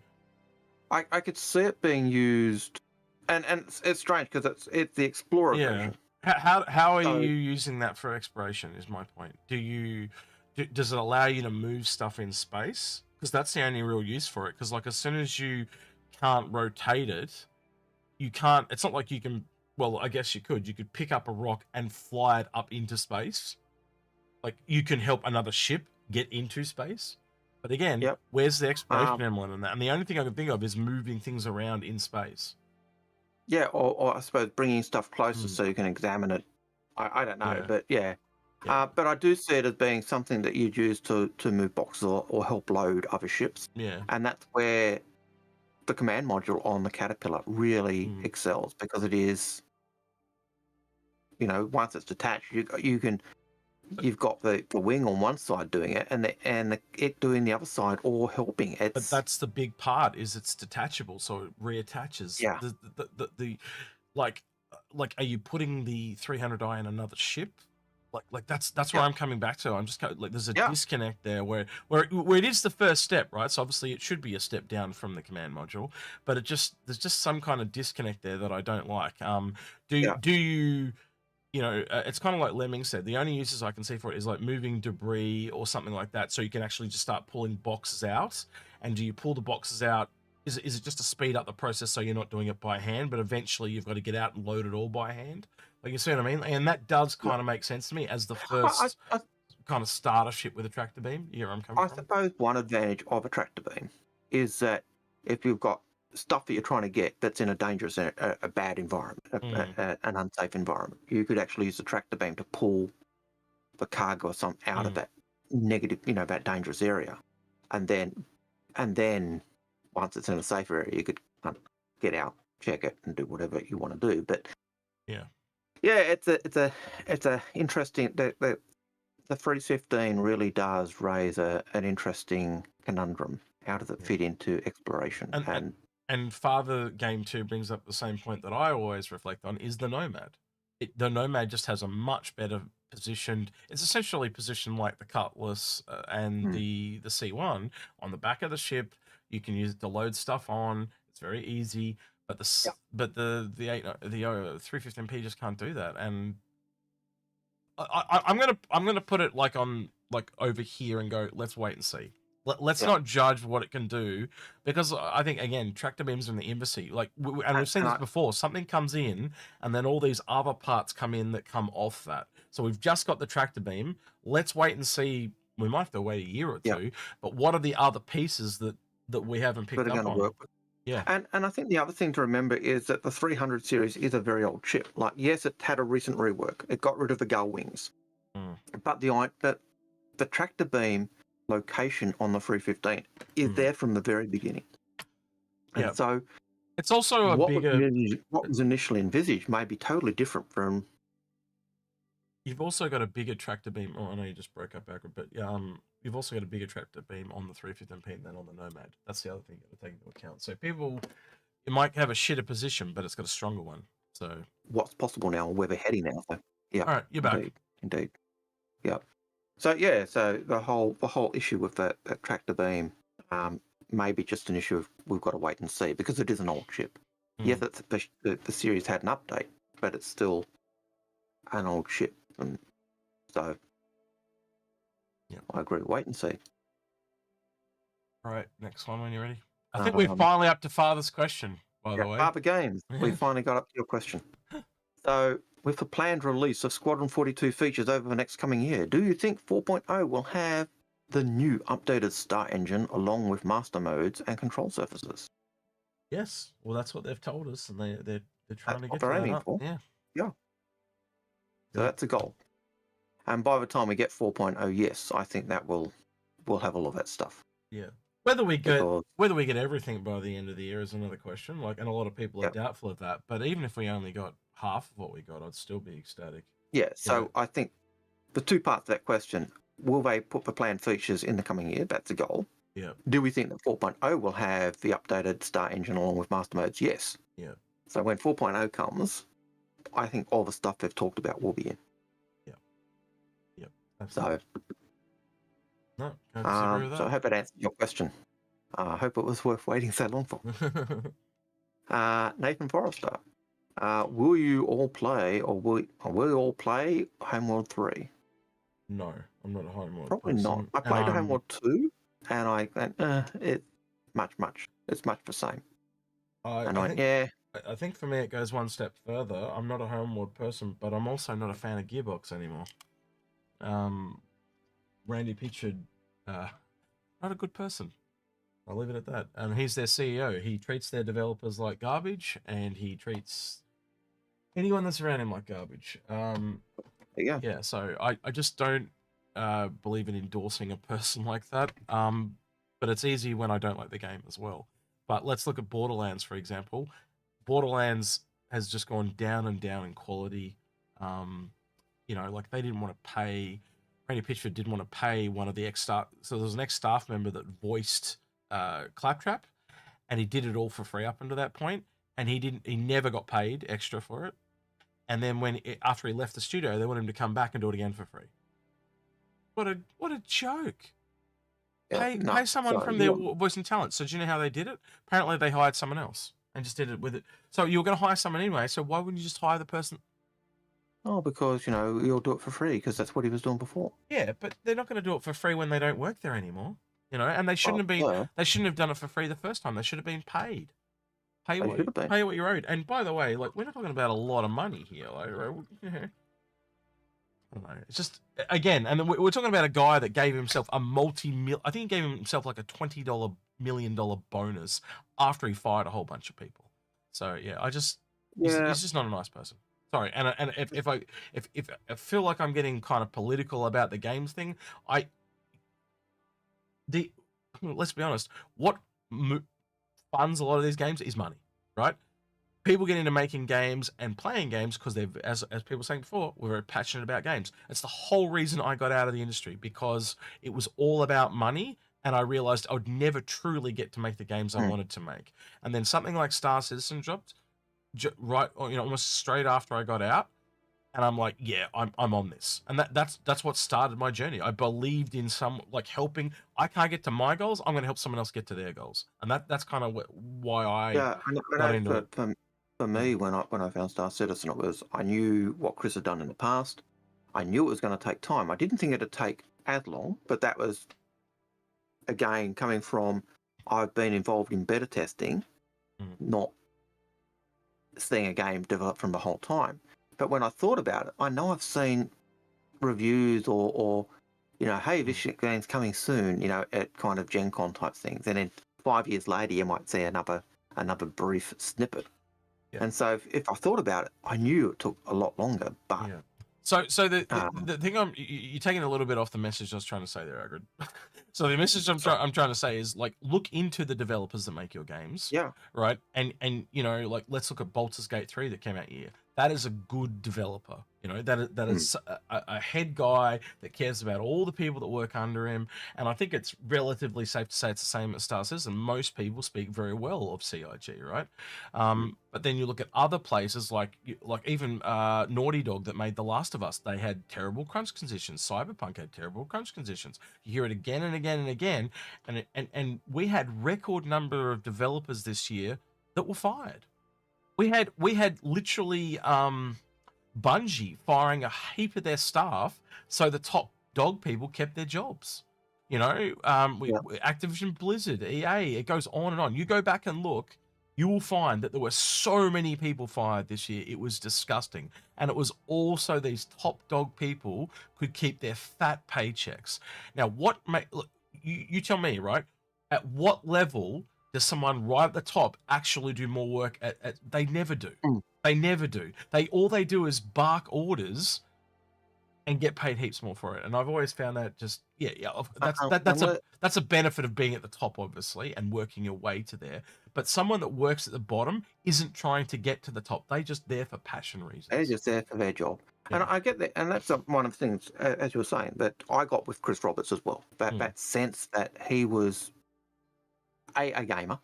Yeah. He was a nerd like me. He is. But he was passionate about what he wanted to do. Yeah. And I knew back then, if it was something that he said he wanted to do, if it wasn't in at the end, it was because it couldn't be done. Yeah. That's the kind of view of it. And he's someone I know, like, even though he's the top of the company, even though he's the CEO, he gets there and he gets his hands dirty doing the coding. You know, he's very passionate, Algared. That is like the time I've spent talking to him. It was very evidently clear. Well, I can remember when we were talking to Sandy, and Sandy was saying, "Yeah, Chris, gets on at night and he'll sit there and do coding, because that's what he loves to do." So, Arthur Vanderlei, thank you for that $8 in that super chat. Always appreciated. Never required, but always appreciated. But yeah, so yeah, I look at the thing, you know. I get the idea that Chris isn't to make him, I say, magnet. He's essentially been trying to make the same game, well, the same two games his years, entire life. Yeah. So, and now he doesn't have the red tape of a publisher. Like, I know a lot of people turn around and go, feature creep, but I actually think a lot of those articles are written by or for publishers because they don't want this thing to succeed. Yeah. Oh, my camera just turned off. Your camera just turned off. That's a novelty. Yeah, that's never happened before. But yeah, I agree. I really do get that sense that Chris's approach is different. His passion is what drives him, and he has wanted to do the same game. One of the first things I remember seeing, you know, in that video where I always say it's like from McCloy, "Hi, I'm Chris Roberts. You might remember me from." But that idea of, I always wanted to do this, but the technology wasn't there. And now I feel the technology is there where I can do it. And we've been seeing over the years, they're still actually developing the tech to actually get where they want. For me, it's like, yeah, I'm starting to gush, so I'll just stop. Well, it's, again, like, they do these videos, like they did one this year in Star Citizen or whatever the other day, and they went through and just listed off all the tech that they've put in. They also had the video with the spine that did a similar thing. There's just so much that, and again, you can kind of, that was in another game. That was in another game, but it's a sum of its parts. You know, there's tech there that's, excuse me, not anywhere else, but then you combine the tech of other games and it's huge. Yeah, and you put it all together and you go, that's what makes it so good. And yeah, you might find hair tech or something similar in another game, but you won't find it exactly, and you won't find it attached with X and Y, and that's what makes. It's one of the things I'll see someone else gushing about a particular game, and I'll say, "Oh yeah, that's in Star Citizen," and they're just like, "What do you mean?" And I go, "Well, that's in Star Citizen, and that other game you were talking about last week, that had that, and that, and that, and that, and that." And I remember when Cyberpunk 2077 came out, and they had the Keanu Reeves green screen episode. And they were doing that, and that's, we've got, I'm thinking, big deal. We saw that with Star Citizen, a couple of years ago. Nothing big, and we had more stars.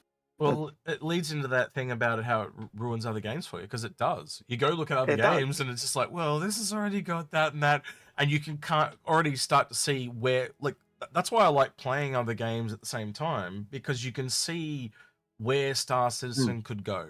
And you look at a game like Eco, and you can kind of go, that game is this deep, but it only does this part of Star Citizen, and you kind of go, Or Star Citizen doing that. oh shit, and you just kind of go like the Yeah.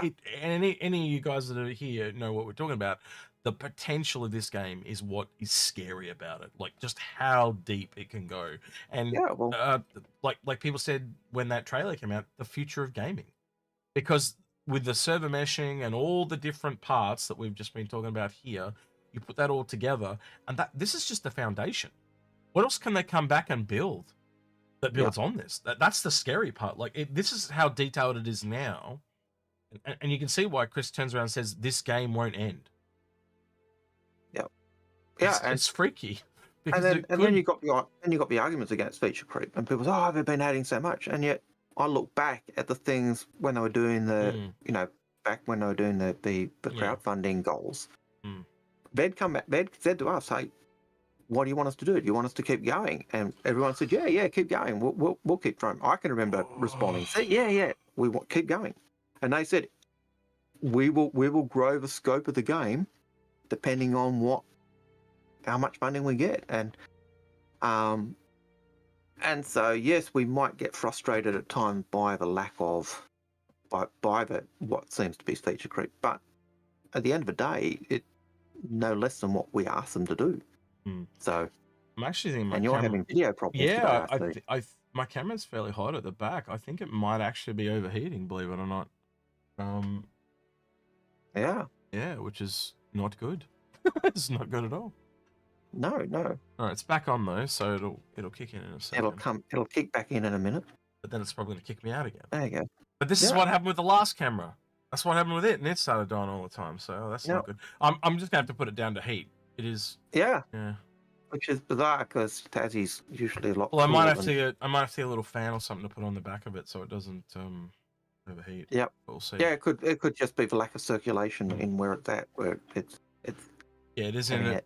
Well, it's behind two monitors, and maybe there's more heat coming off this new one and traveling up in front of it and overheating it. That could very well be what's causing it. Just the extra heat that's coming from your systems. So yeah, I'll have to look into that.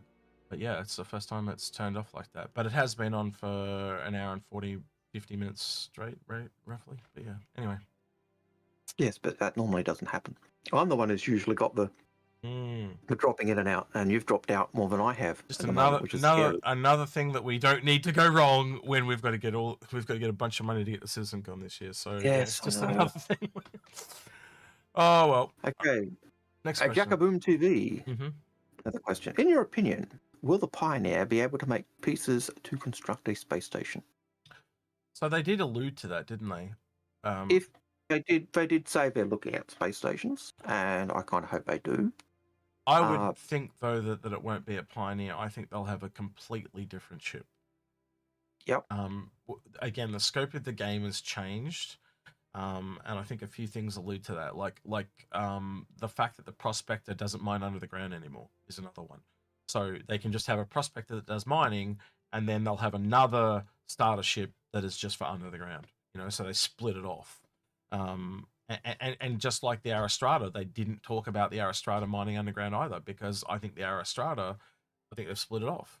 I think there will now be separate underground mining ships. I think they've expanded it because they've got so much more money to change the scope of the game. Yep. So, in terms of the question, will the Pioneer be able to make pieces construct a space station? I think it's possible. You'd be able to construct the piece, but then you've got to transport it to wherever you want. Agreed. So yeah, I think it can. But it'll probably be efficient at it. It'd probably be certain parts of it though. Like if you're building a table, you might be able to build a table and transport it up to the space station. But as for the actual space station itself, I think it's heavily leaning towards a second series. I think you're easily looking at a dock or a dry docky type ship. But yeah, we'll have to wait and see. We'll have to see what they do. I know that in terms of what the space stations are in game is no different from what a land base or an outpost is in game, or a settlement is in game. I don't know why that chat is not showing that, but there's actually there's just some things I want to bring up, because negativity just took, like, when I was talking about how developers are being laid off, negativity is actually talking about you guys are when it comes to the business Bias. decision. I've been part of an That's what he entire said. divisional layoff. I've also includes managers and the C-SEFs. Yeah, well, and when I say at the top negativity, I'm talking about like right at the top, like the boardroom. I'm not talking about every single little thing, and it's obviously different in different companies too. I find it hard to, and while we might be being using anecdotal information, and as he says, I think if you've got a company that lays off a whole division, and the CEO still gets his lucrative pay increase, then there's a problem.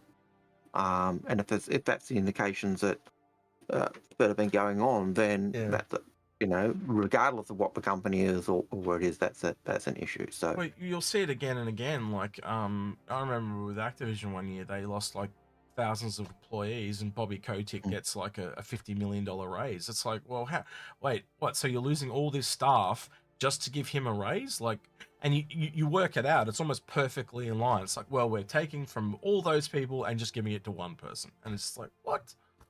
Yeah. It does happen to CEOs, but let's be honest, it happens far less frequently. It's generally the other way. And again, negativity, we are generalizing. We will totally agree with you on that. But it's never, we're generalizing. I think I'll leave it at that. Yeah. So, okay, so that's that one done. Jabberwocky has a question. The Odyssey seems to be the only Explorer without a vehicle. Do you think they may include one when it releases? No. 400i doesn't have a vehicle. Yeah, and that's an Explorer.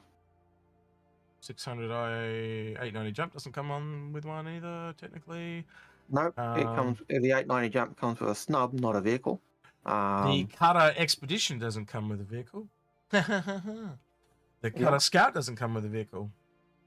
And I think they've actually moved away. I think generally they've moved away from the snub ships. They used to do a snub ship pretty much with every large ship, which is, I think, where I made the error of assuming the Orion came with a snub ship. But Chris has said no. No, it doesn't. Now others think that it came with something else, but Chris was when Sandy asked Chris, he said no. The Orion does not come with a snub ship. You know what I just thought of? And this is going to sound really weird. Just going back to our previous conversation about 315p, that would be a great little ship to bring a couple of people out to an Orion, and then help move the rocks in front of the Orion. Yeah. It's a ship that certainly has value and use in game, but just got to wait and see what the value is, and that's the problem. And it's going to be a ship that'll work, even in its current form, will work with others, but how and what it's going to end up being the end is. It's like what we said about the Rambler. Like, I just can't see the function of that, and it seems like a downgrade on paper.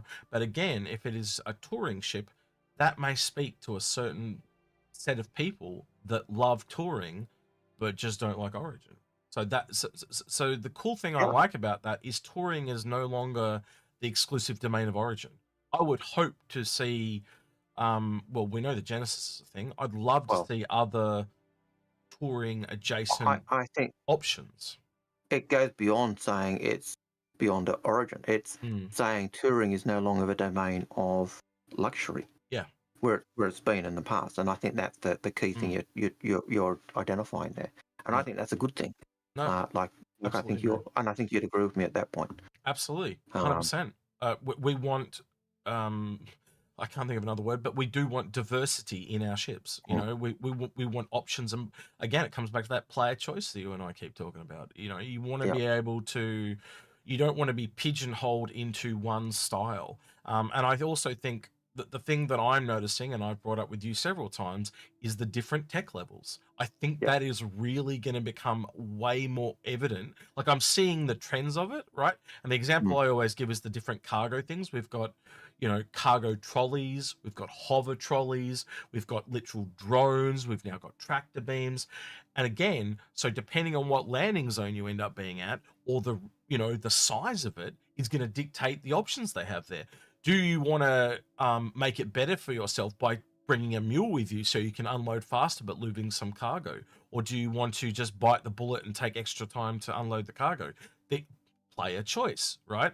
And again, we saw these tech options in the Lorville stuff where they, you know, they had takeaways down on the bottom floor. They had some mid-level hab stuff where you could make your own noodles and stuff. And then they had a high-level stuff at the Hurston where they had like a private kitchen and private chef. And they even had restaurants. So you can see there's just some depth Uh, there that we just haven't touched enough yet. But you start to put that back into ships. And the mm, example I always give you, Algared, is I can totally see there being a one-shop ship, but like I can see three of them because you'd have a high-tech one, a low-tech one, and somewhere in the middle. And that gives you your taco truck, your restaurant, and whatever else you need it to be. You know what I mean? Logistic. Yeah, but it gives you a variety, right? Yeah. And I think that's just something we haven't seen yet. And I think it's going to come more and more evident as we move away from this solidarity development of Squadron 42 and Star Citizen becomes more of a thing. We're going to see that fill out more because let's be honest, that is more of a more multiplayer thing, yeah. Because you're very much in a military environment in Squadron 42, and it is kind of more of a one track. Like it doesn't Yep. need the different tech levels; they are just at the top because military need the best, and that's it. And I think it's different again. So yeah. Yeah. The driver 83 has a question. Will we see drones coming Mm. into the game this year? I haven't heard a lot about the topic lately, but the Apollo is supposed to come with a Shepard drone, yes. Yeah. And the Vulture is not the Vulture, the Vulcan is supposed to come with a series of drones, as is the Crucible, and apparently some people believe that we know the Reclaimer's got drones. We also think that um, just gone blank. The Orion has drones. So and the Carrack has drones. So we know drones are needed, as they're needed for the Nautilus as well. So a whole pile of drones, whole series of drones. Mm. It's not just the Shepard, the Shepard drone for the Apollo. The question is, how important is it? And there'll be certain ships that we won't see until we've got drone tech in. So I don't think we'll see the Vulcan until we've got drone tech in. Just because its whole function is tied around drones. As much as the Shepard drone is needed for the Apollo, because the Apollo could still work as a first aid ship without the drones, you might see that before the drones in. But yeah, it all depends. I've said before, I think the Apollo will be the test bed for drones. I think it makes the most logical sense. It's probably the easiest drone to implement without having to go. Yeah, because it's only one function that it's doing rather than multiple. Yeah, exactly. So it'd be a good little test bed. And we know the Apollo was on the roadmap. We saw it in the ship talk yellowy type of video. Yeah, I find it hard to kind of pass up. The only other one that I could see is them chucking in something like, say, the drones on the Reclaimer. And I think that's a lot more work because there's an entire room built around that thing, where this thing is just docking on top and... Yeah. And it comes down to whether those drones for the Apollo are also automated or whether they're actually remote and needs, whether I target my person, hit the button and it just automatically does it, or whether I need to actually pilot it there. And we could see them smack out multiple drones. It just depends how many people they put on it. If they take a whole quarter to just smack out a whole bunch of drones that are already in game, we could see a whole patch of like it'd be the drone patch, like literally. So it just depends how they approach it and how many people. Like we're seeing more and more people come over now, so don't rule anything out. But the Apollo seems to be the logical choice. I think I'll leave it at that. Yep. Right. Sounds good to me. Christine. Right. Yep. Scary car. Asking for your opinion, knowing it's speculation. Can you give us your thoughts on the future of land claims? How will they work? What about the ones they sold? Will they sell again? What ships? So I don't think they'll ever sell again because it was not taken very well. And the fact that they never went onto the store, they kind of ripped them straight off. And the value of them has skyrocketed because of that. Anything that is limited skyrockets. But also all that kind of... The only really advantage you get get of it, Algared, is if you had the credits to buy one in game, is literally going to the place where you buy them and then going to the place where you place them. So the only other advantage is owning them. You just don't have to go buy them. You just go straight to the place where you have to place it. Now think about it though. You're not just going to want to place it anywhere. You're going to want to go out in a good ship, scan a whole bunch of places, and find a good one anyway.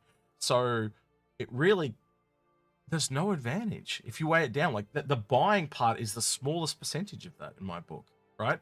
And there's a random element to finding it. Do you find it instantly? Do you find it after 3 hours? Do you find it after 2 days? You see what I mean? And when you there's such a big unknown there, you can't answer that question. And the other thing is, the way they talked about them working is you'd put your land claim down, and it would mark out the 8x8 or the 6x6 area, and then you had to go back to the land claims office and confirm your claim. Yep. And someone could, can we? You and I could go to the same place and place our markers down, and you might beat me by half a minute. Yep. You get the land claim, I don't. But to add to that, in the base building part they talked about land, like some places you won't need land claims, right? And it also seems to be there's like different land claims with different offices. So if you're within UEE space, they're land claims, but then as soon as you go out to, they're probably land claims as well, but a different variety of them. Okay, my camera is saying just before it turned off, it actually said internal temperature high, allow it to cool. So yeah, it's definitely overheating. I'm just going to leave it off for a bit, guys, because I'm worried it's actually causing permanent damage now, because that's the third time it's turned off. So yeah, so it's just the. You watch my camera go now. Actually, hang on, I might be able to do a workaround. Hold on, I've just got to find it. Where is it? But yeah, I was talking about the base building, Aaron. So you've got the high security, the low security that they talked about in the base building panel. If you want to go over that. But the thing with the land claims, which ties in with that base building, is the land claims were UEE based land claims. They were a UEE land claim. One of those land claims, absolutely irrelevant outside of UEE territory. Yeah. If you're in an independent area or an unclaimed system, totally irrelevant. In the low spec, you couldn't even get a land claim.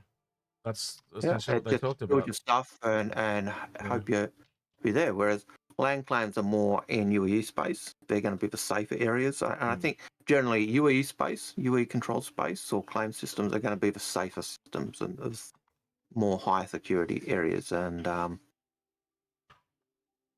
so, yeah. But yeah, the base building is going to be unique. You won't be able to build certainly in secure space or UE space, you're not going to be able to build a base unless you own the land or have the land claim placed.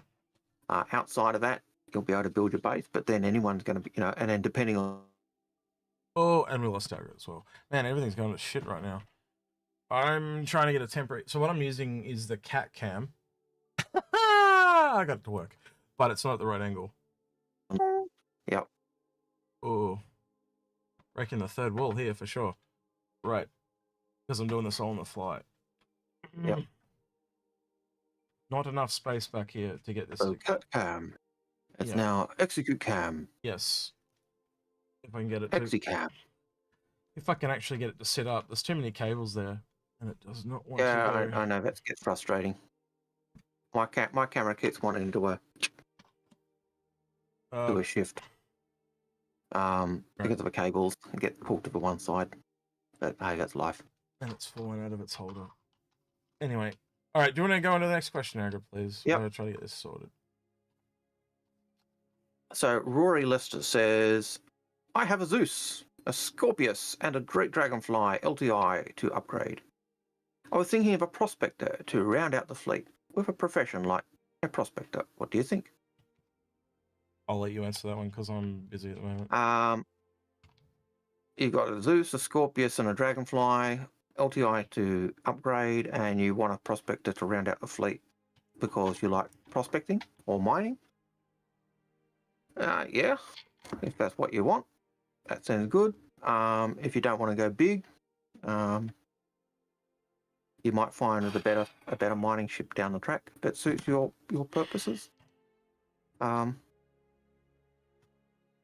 Yeah, Like if you're, I assume you're looking at CCUing the Dragonfly into something, and there's no problem with, I if you like to try out a ship, I don't see a problem with CCUing up to that ship and then applying the CCU so you've got that ship and then possibly I'd be having more. CCU to go off that.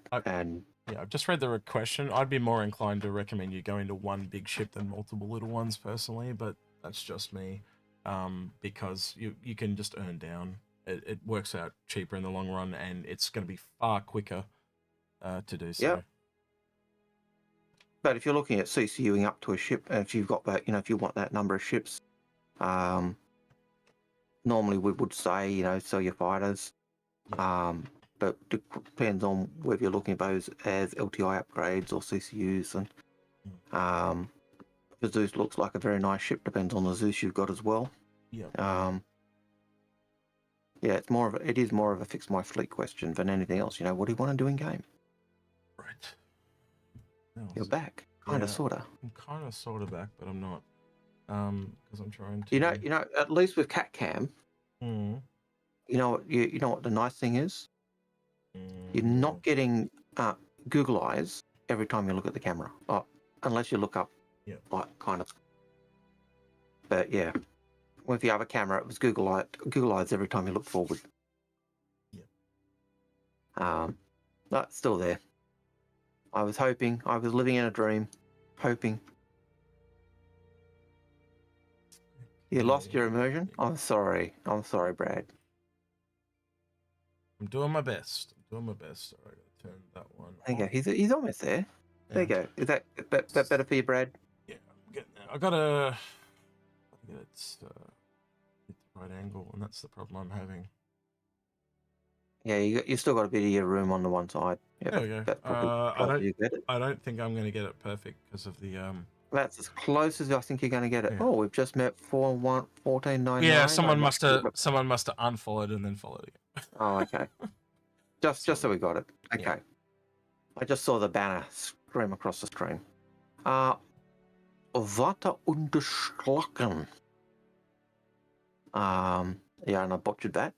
As a question, wasn't it so nice of CIG to give everyone the ship they wanted in the one Twitter X thread? My son got his favourite bike, the Blade. Sorry?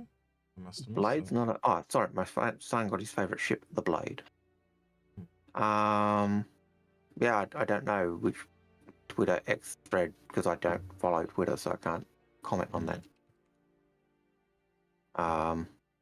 Don't know it either myself. But glad your son got his favourite ship, the Blade. You can go blading now. If you know the lore behind blading, there is a lore article on blading from the one of the newspapers. Not a good habit for people to do. Voodoo Child has a question. They say, did you know that the Steel's CCU is $35 US dollars? It's a $35 CCU, and its concept CCU was only $25. Another instance of never will be cheaper than a concept panning out not to be the case.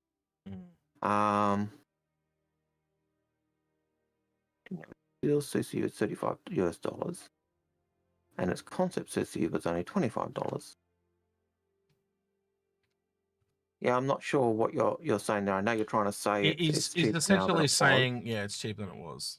That's what I take away. But we've always known that CCUs will always get the ships cheaper. And yes, I think it's the idea of the initial price of a ship is, the actual retail price of a ship will never be cheaper. If you're getting something with discounts, that's different. And using CCUs is a delayed gratification.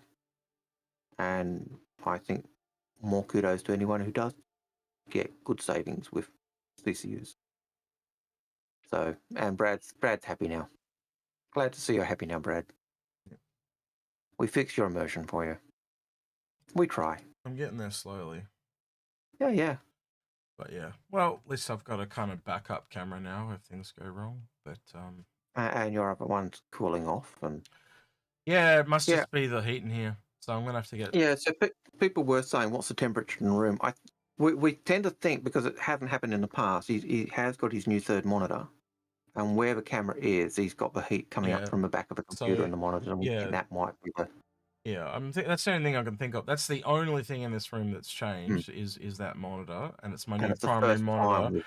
and it's no, I think we had it last week, but it also we've just gone into summer, so the well, not just gone into summer, but generally the heat hits here around Christmas Day. So Yeah, but he's generally January, February is the really hot periods that you find. yeah, so it's Uh, definitely picking up in heat as well. mm. So I don't know. That's not good though. That's kind of scares me. It's turned off 3 times. Yeah, But yeah, I'll look at getting some kind of little thing at the back there for just for summer, just a mini fan or something like that that can run on USB, and hopefully that'll fix the problem. yeah, I'll because get that this week. we know that if you got your AC on, we hear the buzz. Yes. Well, no. So, I've had the aircon on 3 times today. You didn't hear it, so it's fine. oh well, there you go. I It's know. just that Sometimes we can hear the buzz. I physically get too cold, so yeah. Yep. And hello, Luna Maria. Glad you could join us. I'm sorry that you were distracted by Cyberpunk. Your episode should be coming out this weekend too, Luna Murray. I know you've probably already seen it because we released it to members and patrons early, but that will be coming out this weekend. But if you could even tell us what you thought of the episode that you'd encouraged us to make. Was there anything new? Was there anything you expected?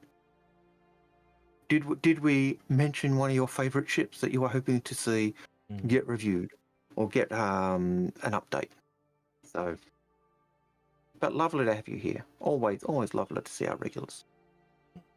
Gore-Tex Fog says, after the release of a current series of RSI capital ships, what manufacturer do you think CIG will focus on for the next couple of capital ships they work on? Now, we get this question almost every week, and the answer's the same every week. When John Crew was talking, he was asked that question. He says, we've talked about it internally, but we haven't decided. Yeah. So if they haven't decided, it's a bit hard for us to make a decision. We could say what we'd love them to work on. I'd love to see them finish the Banu Merchantman. I'd love to see them finish the Hull series. I'd love to see them finish the Explorer, the Odyssey. I'd love, There's benefits to both, though, isn't there, Agrid? It's a lot of hopium.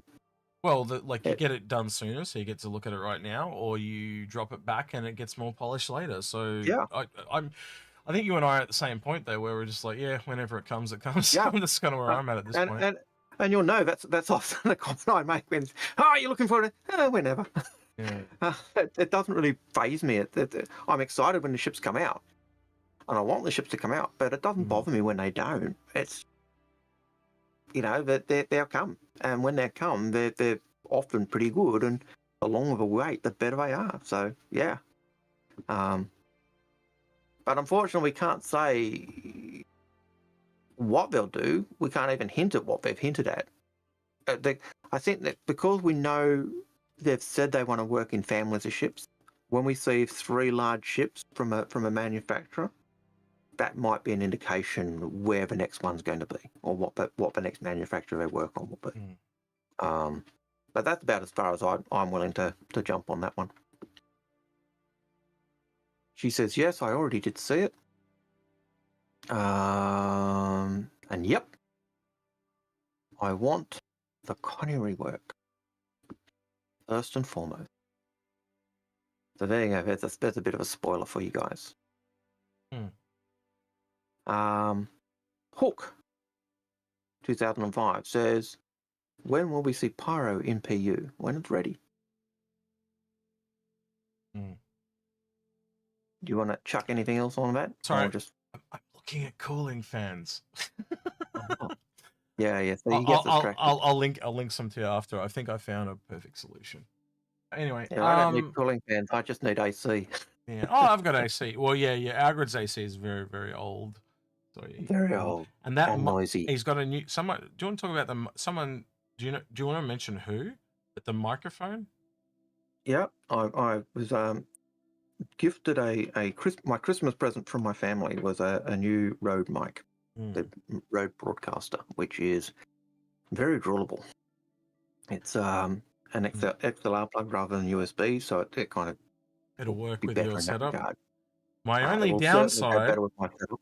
Sorry. my only downside is I went and looked into the mic, and I wish they'd actually got you the Procaster, because so the benefits that you and I talk about with the microphone that we use is that it's not, the one you're getting is not a shotgun one.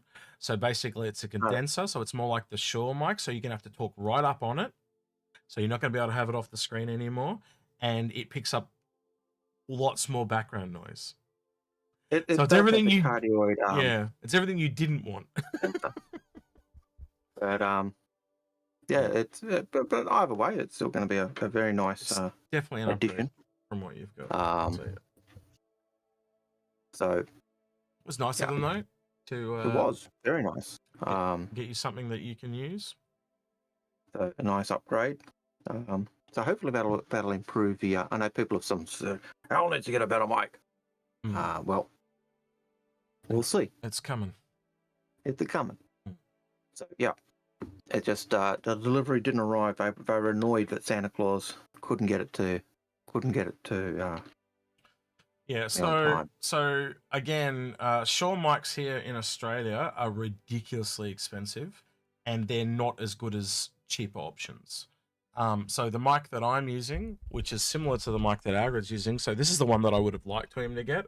Algared's got the USB version of this, and this is the Procaster. He has the Podcaster, and the one that they got him is the one above that, called the Broadcaster, I believe. Is that the one they got you, Algared? Yeah.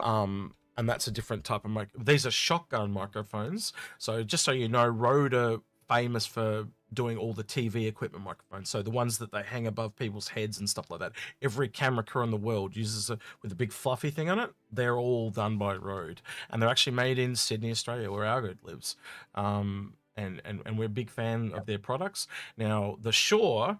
The reason why we didn't get a Shure, not just the expense, is you literally, and you'll see every other content creator under the sun that use them, they sound awesome, but you've got to talk right up on them. So and when we looked at them, it was roughly about less than 5% as good, but they are far cheaper. To us, they're about a third the price, and we get the advantage of this being able to talk off screen thing. But the other thing that I really like is that Rode is the only like my mic is still under warranty. I've had it for 7 years. Yeah, they have ridiculously long warranties. It's a 10-year warranty on the Podcaster, the Procaster, and the Broadcaster. It's insane. To the first microphone I brought Algared, I brought it secondhand, and it was like 5 years old when I brought it, and then it broke. They still replaced it, even though it was secondhand. Didn't they also replace it? And the one they sent was a new one, and it came with new warranty. Yep. The warranty restarted, and I basically got it. Yeah, and it's still sitting back over there because I essentially did upgrade from the one you have to this one because I had to, because of the setup we had to get. But yeah, it's like I am an absolute Rode fan. Love Rode. They are absolutely, they are second to none in terms of my opinion. One of the things I have noticed as I watch a lot of YouTube videos is I am noticing a lot of people actually starting to use, you often see the Rode mics are being used by people, or the Rode wireless goes, or the Rode podcasters, or the pod mic, or the Procaster. You do see a whole pile of the Rode mics being used, and I'm starting to see that a lot more widely as well. So, but they are an awesome mic. If you're after a good mic, you can't go past a Rode. No, this is not a sponsored ad. Although it'd be nice if it was. Rode, if you're listening, we're open to sponsorship. We don't see many Australian-made products down here, do we? So that's probably why we gush about it so much, because it generally an Australian product will be just meh, but clearly leads the pack in TV camera stuff anyway. So yeah. Like Bufuri. Right. The Bufuri car. Lovely car. Next question, Algared, if you got one. Medical Walker says, a worm hello from Puerto Rico. Yes, typo there. Sorry. Good day. Thanks for your advice. I now have an endeavour. I want to get a hospital module because I love medical gameplay. Should I also get an Apollo? If you have an endeavour with the hospital module, question is, why do you need an endeavour? Yeah, you can just turn down to it. Yeah, work down to it. Like, and then and instead of going into the same gameplay, you could look at going into another gameplay. You know, so the one my brain goes to, Algared, you correct me if you think I'm wrong here, is I'd go to ship medical, which is repair. Yeah. Crucible. Oh, you mean you go a Crucible? Gee, why am I surprised by that? But yeah, look, both. I love both the Apollo and the Crucible. One of the things I really love about them, one is fixing people, one is fixing ships. Both of those two ships, and I know it's telling you guys to drink the Kool-Aid, but both of those two ships are still at their original concept price. They're still at their original concept price of $350 US. Now, both of those ships, when they're available, you can actually CCU to them. You can buy a CCU to them, and then even using War Bond CCUs, end up getting them cheaper than the original concept price. Absolutely mind blowing. Best value ships in game, in my opinion. So there you go. Alex says, big name people use Road. I think PewDiePie and Joe Rogan are just off the top of his head. So yeah, Road are absolute. Yeah. Don't think Joe Rogan uses it. I'm pretty sure he uses Assure, but anyway, I'll have to go back and check. But yeah, there are some people that use them. But yeah, I don't know. But Road are great, and what I love about them is, you know, yes, they do come across as expensive mics, but then when you consider a 10-year warranty with a mic and their you know, I found their service second to none, as you found it. You know, I had a friend who got one. They were still using Windows 7 at the time. And their mic wasn't working. And they contacted Road and said, oh yeah, that's because Windows 7 has stopped being supported. We don't have the firmware. My friend was, oh no. And they said, just send us the mic. We'll install the firmware for you. Yeah, that's pretty nuts. Did it. You know, no problem. So their service is absolutely wonderful. And they do have 2 offices, one in Sydney and the other office is in LA. So, but they are an Australian company. Love them. Anyway, again, not a paid advertisement, not a but yeah, just shows how much we do like them. Herbie 53, a good number for your beetle there, mate. Herbie did have 53. It's always nice to see. Would any alien race make a ground vehicle buggy with wheels? Sorry, say that again. Would any alien race make a ground vehicle or buggy with wheels? I can't see why not. Yeah, like if you look at the real question is, would they make one with legs? Yeah, well, that's another one. Yeah, that's what I want to see. I want to see like a running robot type of car thing or something really alien. A centipede type one. Yeah, that'd be mad, wouldn't it? If you think about it. Like, you ever seen those robots that kind of have the wavy leg things and it's something like that, and it just like centipedes along. Goes with the insect theme for you know, a pole or whatever. That'd be kind of cool. Yeah, I'd love to see an insecty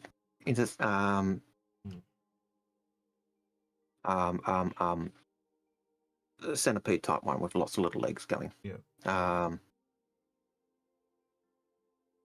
I can't see what Herbie's saying Herbie's saying, "Oh, legs. Never thought of that." There you go. All right, couldn't read that. I just knew because we were talking about his thing where I couldn't see what he was saying. I could see him responding. Well, we've also got other things like tracks. Like we've only seen our first kind of real track vehicle in the Storm. Yep. Certainly for bikes, we don't really have anything other than the Gravlev at the moment. Yeah. But we do have a wheeled one coming. But I'd love to see a Kettlegrad type bike with kind of tracks. That'd be pretty cool.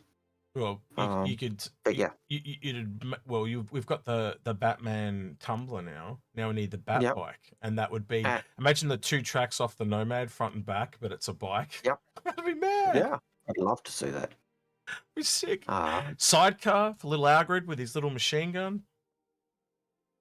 Well, I should say for Alfred, and Batman will be on the Bat bike, and then Alfred in the sidecar. Yeah.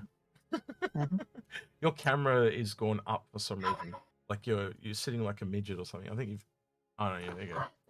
I must have sunk down, or I was just shaking my head in despair.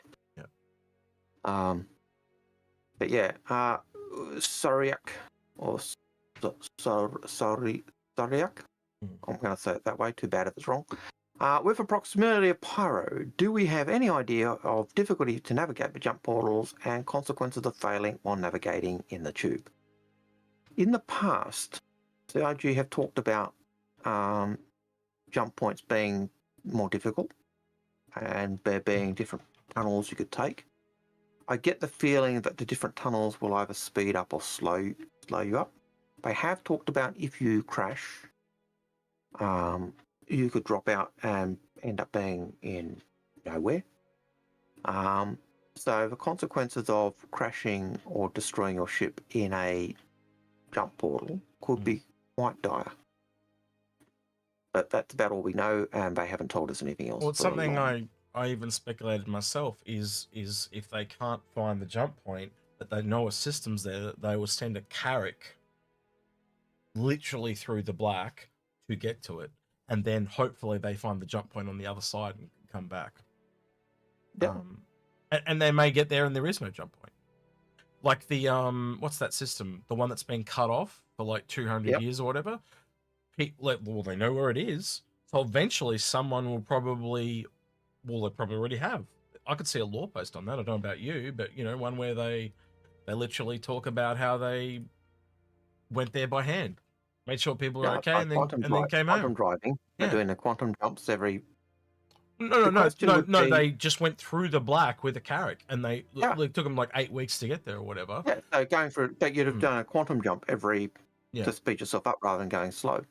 But the question would be how long it would take you to reach there, and could they feasibly carry enough supplies to be able to do that? And that's the thing. Like maybe that's the thing about that system. It is just far enough away from other systems that you can't get there in a carrack. So that's the question. But that's speculation by me. You may not be able to do that with a carrack. I'm just wondering if that's what they are intending, because they do talk about it going out into the black and stuff. And I'm like, isn't that the black? Like between systems is the black. So it's certainly the deep, certainly further out. The way I understand at the moment, it's the one for doing the far external reaches of a system. Yeah. So it's doing the vast unknown areas, and like most of the systems still haven't been fully mapped. And often there's a system where the carrot's done a general broad sweep, but it gives more opportunity for us to find and do stuff. Yeah. So is there ways to stabilize the wormhole? I think Herbie's asking. Not that we know of. They do have the gates on some of them though that stabilize them. I think that's about it, Agrid. There's nothing really much more than that. You tell me, Agrid. I would expect as things come online, and I think we've already seen this, so I'm not saying anything too spectacular here, but as things come online in game, lore tends to come with them. So I think as the jump points come in the game, we'd probably see a bit of jump point lore, wouldn't you? Yeah, and the way the lore team writes the lore generally is they paint with a 12-inch paintbrush deliberately. Vague. Very broad. Because that gives them the ability to course correct, zero in, but it also gives freedom for designers to actually do stuff. So if you write lore and say, oh, this ship is boom, boom, boom, boom, boom, and put all the details in, when they come to build that ship, if they're being true to the lore, you go, oh, I've got to build that ship. There's nothing to change for me. I can't let my creativity go wild. But if you just told the name of a ship and what type of ship it is, you can go wherever you like. And that opens up the creativity for the designers. And then the lore team comes in and says, yeah, okay. And they then tighten it up as they go. But yeah. But yeah, falling out of a tube could be very, very negative, very bad.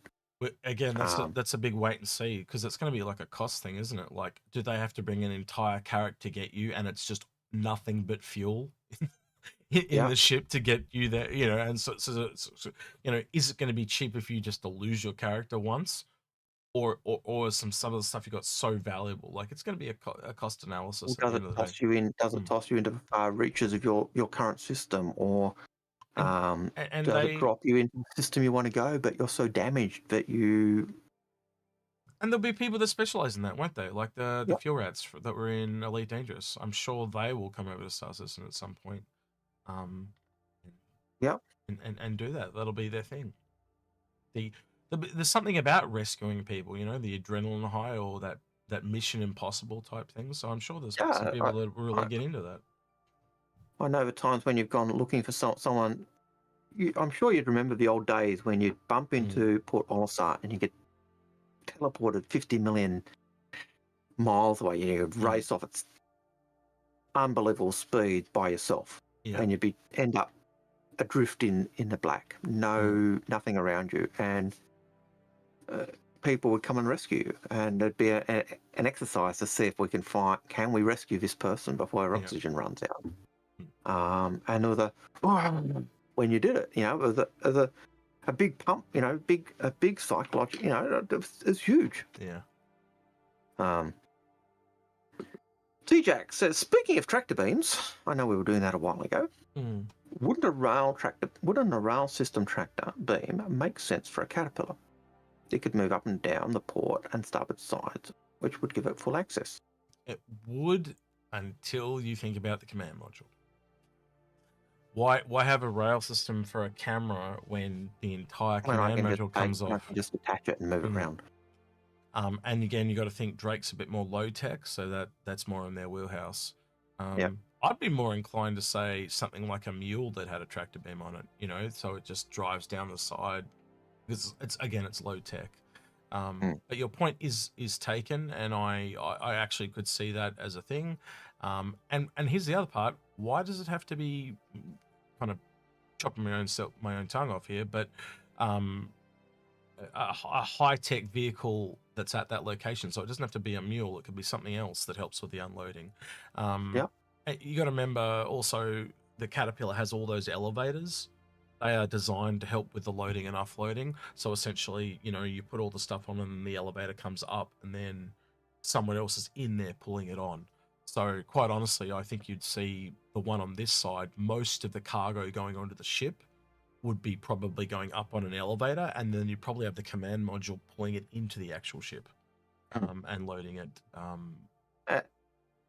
As a thought I just had, why wouldn't the stations have them? That too. That's my whole point. Why wouldn't the stations have them for loading and unloading? Yep. But then you got to go out to the remote areas, and that's where the tech goes down. This is where I've been realizing when you start to put it all the way through, and let's go a step further. Let's just take just space stations, low tech space stations, like say Pyro, that's all stuffed up, and then the Mar and Par ones. Yep.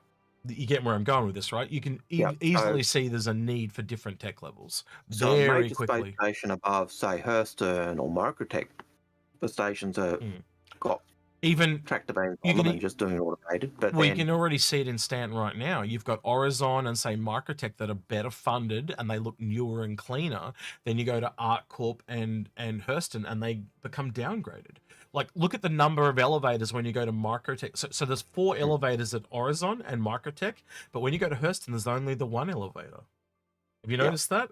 That's a high and low tech advantage, because they don't need as many elevators. You really only need 1. You don't need 4, right? And I reckon that's going to become more and more normal, that you'll get these different things. But I'm just interested to see how it pans out. That does seem to me to fit very much with certainly with Hurston. Yeah. Hurston will cut corners. Yeah. On everything except their product. Yeah. They don't like cutting corners on their product. Their products are supposedly top notch. Yeah. But they'll cut corners everywhere else. Yeah. Now, my thought process says if you're cutting corners on your staff, are you cutting corners on your product anyway? That's affecting your product. So I'm not sure how that is resolved, but that's one of the key things. Their quality assurance is supposedly second to none. Their products are supposed to be absolutely top notch. Yeah. Like that's not me gushing Hurston. That's me talking law and the actual things that's supposed to be. But I don't see how that works with their idea of cutting corners everywhere else, because you cut corners everywhere else. That has to surely has to impact your quality control and your product. Yeah. So, yeah, I'm not sure. But yeah, I get what you're saying. James Underwood, question. If there was a new racing ship being added to the game, what manufacturer would you like to see it come from? Ooh. Does it have to be a new manufacturer or a manufacturer? Or... Just a new ship, new racing ship. What manufacturer? I think we can safely say there's more coming from Mirai, just because the Razor doesn't quite cover it, because it really was a missed thing until now. It's at that. Yep. Origin would be a good one, actually. Don't think about it. Yeah. We've only got the 350R and the M50. I think you could probably put another one, especially if we're going into what we're thinking with the Zeus. Definitely, like a 400. Probably 400i is a bit big, actually, isn't it? Yeah. There's definitely a gap there between the 300 and the 400, though, as in size-wise, because you essentially got a small ship and a large ship. The Origin, if I'm wrong, Aaron, there's no medium Origin ship right now. No, I don't think so. Yeah, so there's that'd be kind of, what would you say, 200 something, 200R?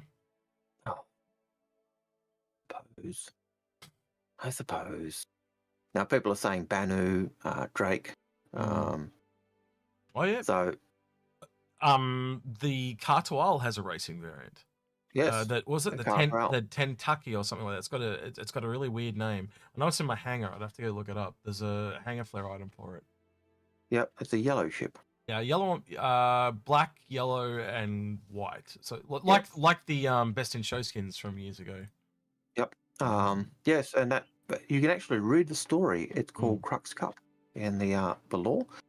It tells the story of one of the racers who got in, and she's up against a Xi'an racer who has won the Crux Cup. Not the Crux Cup, the Murray Cup, sorry. So don't look for a story on the Crux Cup, you won't find one. But if you look for a story on the Murray Cup, you will find a lore story on the Murray Cup. That's official lore. So yeah. I found the M50 one. It's called the Taka TA. Oh, that's just a model company. Yeah, okay, so it's the model company that makes that, but it's the same colors. Here we go. I found them. $23 million reward. Hang on, let me flick this over as this one. So yeah, these are the two things we're talking about. I've got two of them for some reason. I have no idea why, but they're obviously stretch goals. So yeah, black and black. Oh, this one's just black and yellow. Were you a subscriber at that point in time? I don't know. And if you were an Imperator subscriber at the time, you would have got one to give away. Yeah, and there's the other one. Yep.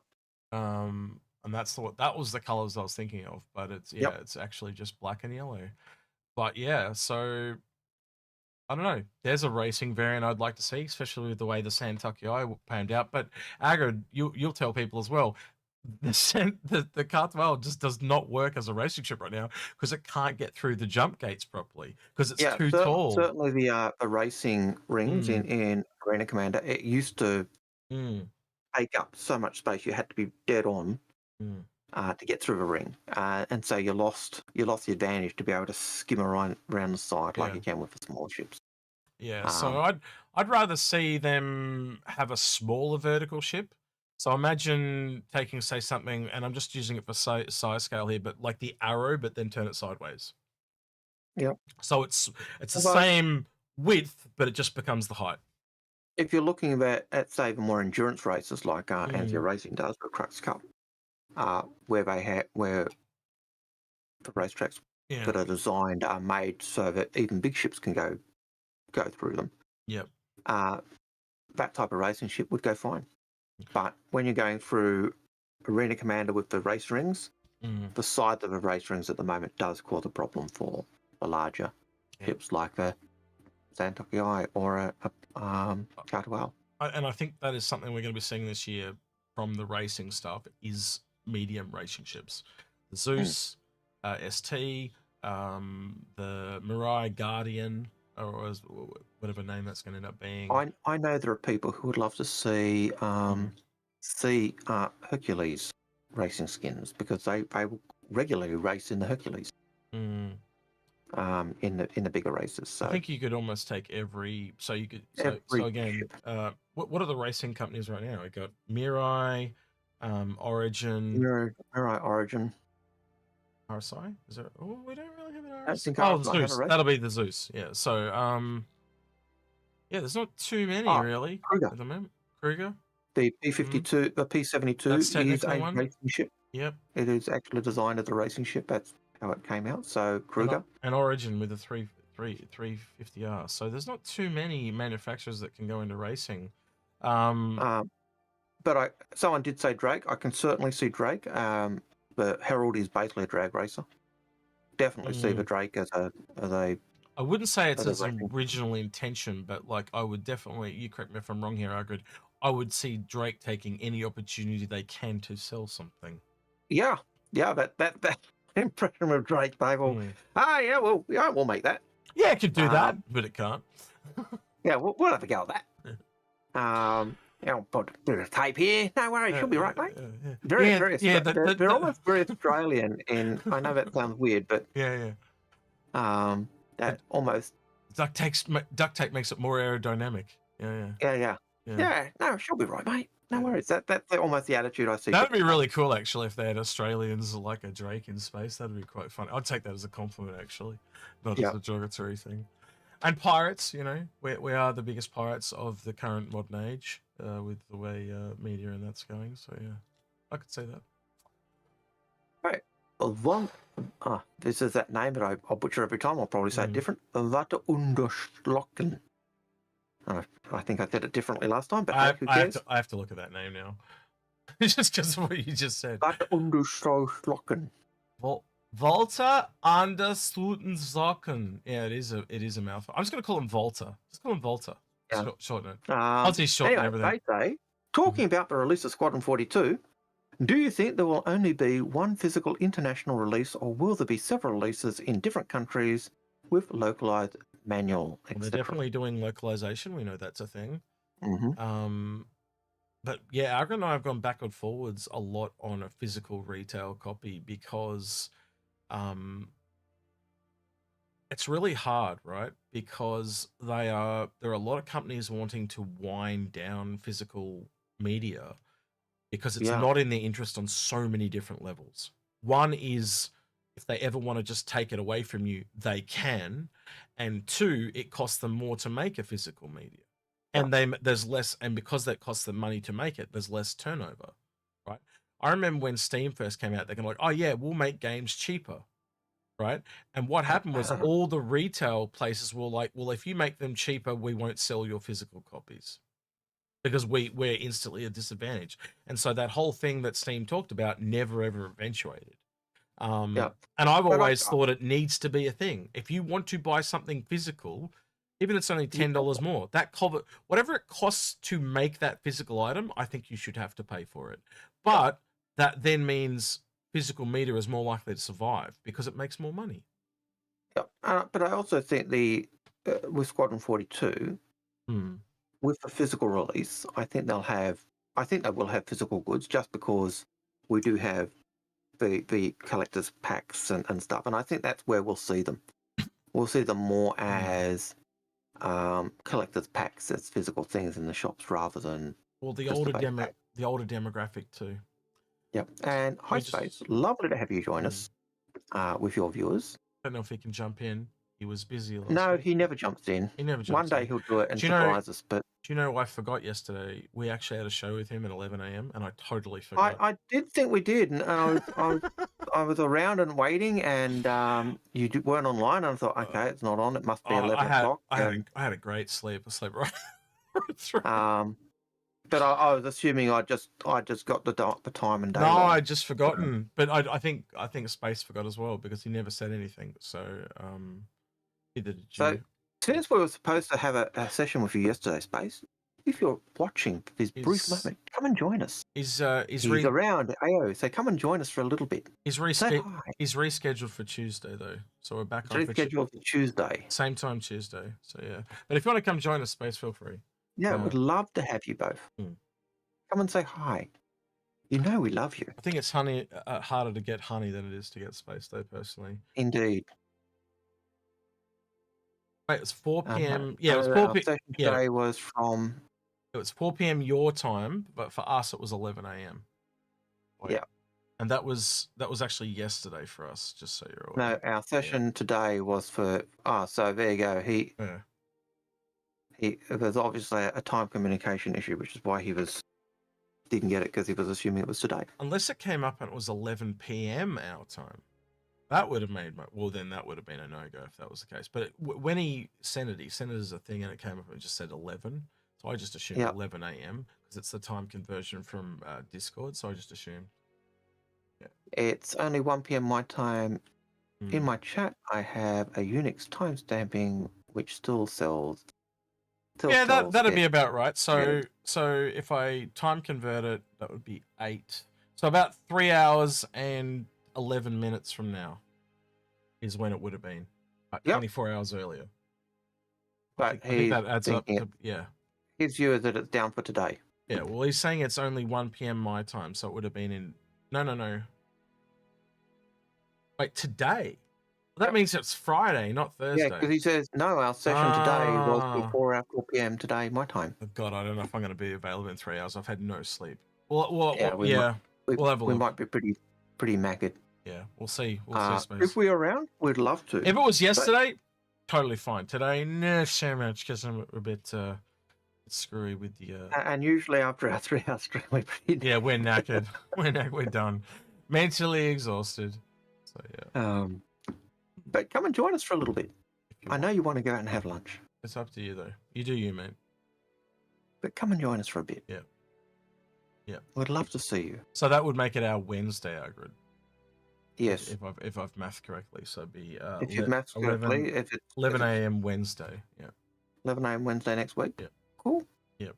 We can do that. Yep. I'll pencil it in. Yep. So yeah. Right. Next question is by Feathers, who says, "Are you expecting the Polaris for quarter 1, 2, or 3, or 4 next year in time for Fleet Week or CitizenCon?" I think Hopium would say Invictus. Hopium says Invictus. But I don't know. Does it still seem a bit server meshing tied to you? Probably not so much anymore. But yeah, I think it'll be ready when it's ready. I think they'll drop it in that quarter that it's done. I think they'll aim for Fleet Week to coincide with that. I think, just because it'll be the big release and the military kind of lines up. And military, before then, depending how close, like if it, will it go for CitizenCon if they don't get it for Fleet Week? And it's finished close to CitizenCon. I think they'd hold it for CitizenCon, because again for that big reveal. But I think they tend to release them when they're ready. So I'm looking at it at the moment, and it's I'm starting to think that this roadmap is just chopped off halfway through the month, and you'll see what I mean. So maybe the G12 is still being worked on, because look, it just stops here in the middle of December. You mean when they took their break? Yeah, essentially. So, well, we know it's not done. And we know it's down for 37 weeks, and that's around about 37 weeks. So we know it's not done. Because from what they showed us. So I don't know, that kind of takes you around to, it's only, what was it, May? So it'd be another 5 months. I don't know, Algared, do you reckon they can get there, or do you reckon that's Depends how many people are working on it. Depends. Is it priority? Are they working on the Polaris? Well, they have said the Polaris was next, didn't they? So look, I think they'll aim for it. Can you park a G12 and a 400i? No. Well, maybe in the cargo bay, No, you can't. but It it barely was never designed to. it barely fits an STV or a mule. So It's really like the smallest. That's the ironically funny thing. It's basically got the same conveniences of a cutter when it comes to vehicles. That's kind of funny if you think about yeah, it. it. Yeah. In fact, the G12 is even the G12 is even worse than an Ursa because it's wider. Mm, It might be slightly shorter, but it's wider, so it doesn't even fit mm, into an RSI, into a Connie. yeah. Um, It's gonna be it interesting. may it may fit into a Phoenix, but That's why I think a medium ship from Origin that falls into that sweet spot between the 300 and the 400 might be really where Origin ships are at. We'll have to yep, wait and see. we do know it'll fit into a 600i Mm, Explorer because it's made for the. mm, It actually came with a 600i Explorer, yeah. and it will fit, and therefore it will also fit into an 890 jump. Mm, In the Origin line, other ships, it'll fit into a Starfarer, it'll fit into a mm, Hercules, it'll fit into a Carrack. But yeah, mm. wait and see.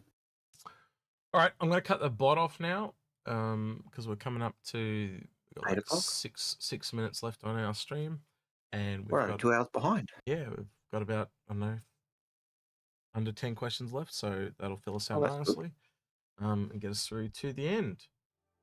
So yeah. JM Corp has a question. Mm-hmm. If I make another mining ship that does ground mining, Mm. but all the proficient starters are 150 long up, is that good enough gimmick to make it worth that? So if I make another grinding ship that's ground mining, Mm. but So- all of them are around $150 up for the professional starters. So Is it's that a good enough gimmick? so this is a really tough one because we've only got speculation to go on, right? Yep. But essentially, if you look at like in real world terms, where like when mining first happened, like the first bunches of gold and all that were found on the surface. Same with oil; they only ever found oil that was on the surface, or that's why whaling was a thing because it was actually easier to go kill whales than it was to go underground and find oil, right? Because they didn't know it was under there, right? But if you look at it now and take that into the future, what's going to be better?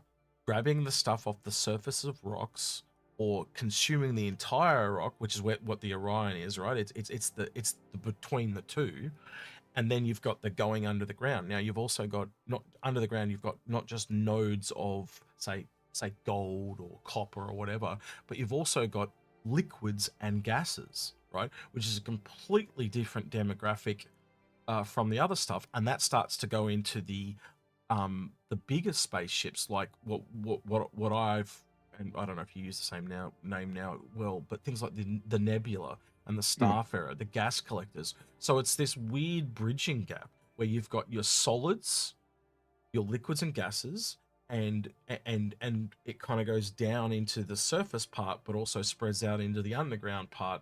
But then when it comes back up, it splits in. So it's just really weirdly balanced and then you've again. also got Yeah. the challenges of when you're mining Yep. below ground and the pressures that are down. If you hit a gas pocket that Yep. you weren't expecting, Yep. the dangers of that, or you hit the water, or But you've got the advantage of that you've got two different types because you can get solids and you can get liquids and gases. So, in a weird turn of phrase, does that make underground mining more popular, or does it just make it different? Like, does it make it? I would assume it makes it harder to find because it's under the ground rather than on the surface. So there's again, we're only speculating here, but you've got to look at it and go, there has to be a drawback but a benefit. And it's like when you and I looked at the reclaimer. So if we take salvage as an example, you can go, well, there are solids, liquids and gases, right? So the advantage of a reclaimer is it gets all the pieces. So it gets solids, liquids and gases off the ships, but it's got two processes to do so. Where you look at mining, it's just the one process. It's just the grab, the sort, and you're done. So you just got to do the sorting. Where with a reclaimer, you've got to do the grab, the sorting, the refining, and then you've got. Whereas if you're doing underground mining, because you could come across liquids or gases, or depending on what you find, And that might be where it does mean you've got to use your ground sensors to actually do a proper sweep. Well, And if you don't have a proper sensors, then you may.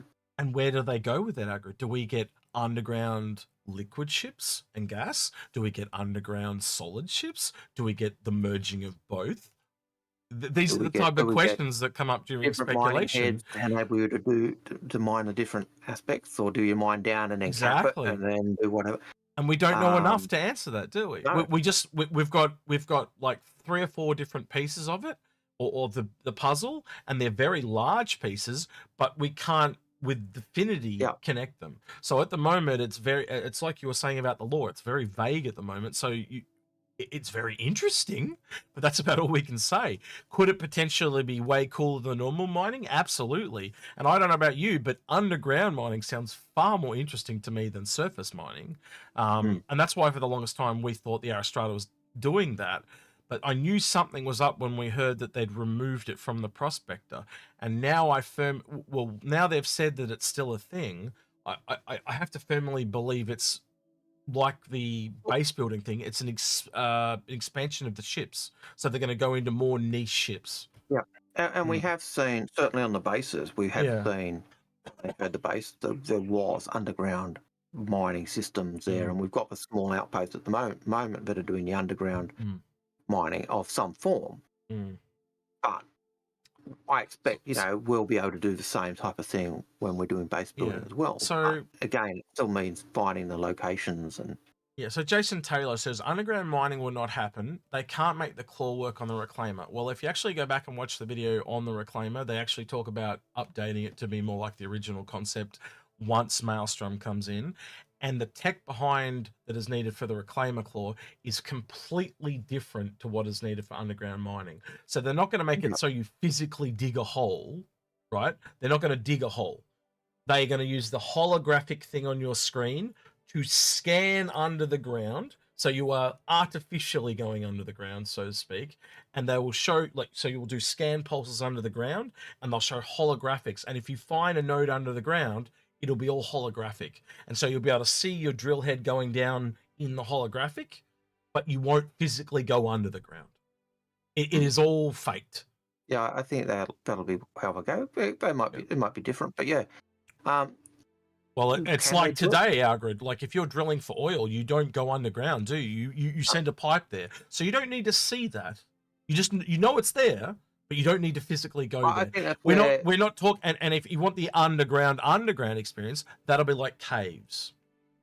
Yeah, and I think you'll be looking at more the whole process of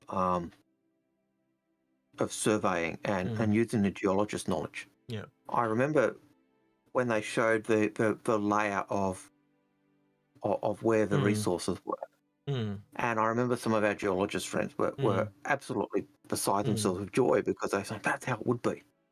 Well, that you'd see the rocks on the ground and then you trace it back to where the main vein was. And well, I've just had a thought, Algared, and sorry to interrupt you, but I have to share this because I just thought of it then. Say, for example, you wanted to do underground mining like a cave system. We now have the tech to procedurally generate things. There is no reason you couldn't put dynamite at the end of a cave or an end of an entrance and it detonates and it procedurally generates the cave. No reason it can't do that. And I just realized we could get underground mining that way. Yeah. Will they do that? Don't know. But it's possible because they've got the tech. And if they haven't got the tech, and people are saying, well, they haven't got the tech yet, they can't do it. My view is, well, there's lots of things people said they couldn't do. Yeah. And they've done. And they've done it. So yeah. Again, I never say never. It comes back to that whole scope of this game will never end. They'll just keep building on it and building on it. Yeah. So and part of that is that if we build the foundation robust enough, then we can actually add on to it. But if we don't build that background foundation with enough so it can take stuff, then you've either got to rebuild the foundation or you just can't do it. And I know people complain about, oh, why is it taking so long to do this ground, the foundation stuff? It's because that foundation stuff is making it possible It's to do essential. all the other stuff. Because otherwise you've got to come back and rebuild the foundation when there's other stuff on top of it. So everything that's on top of it becomes a waste.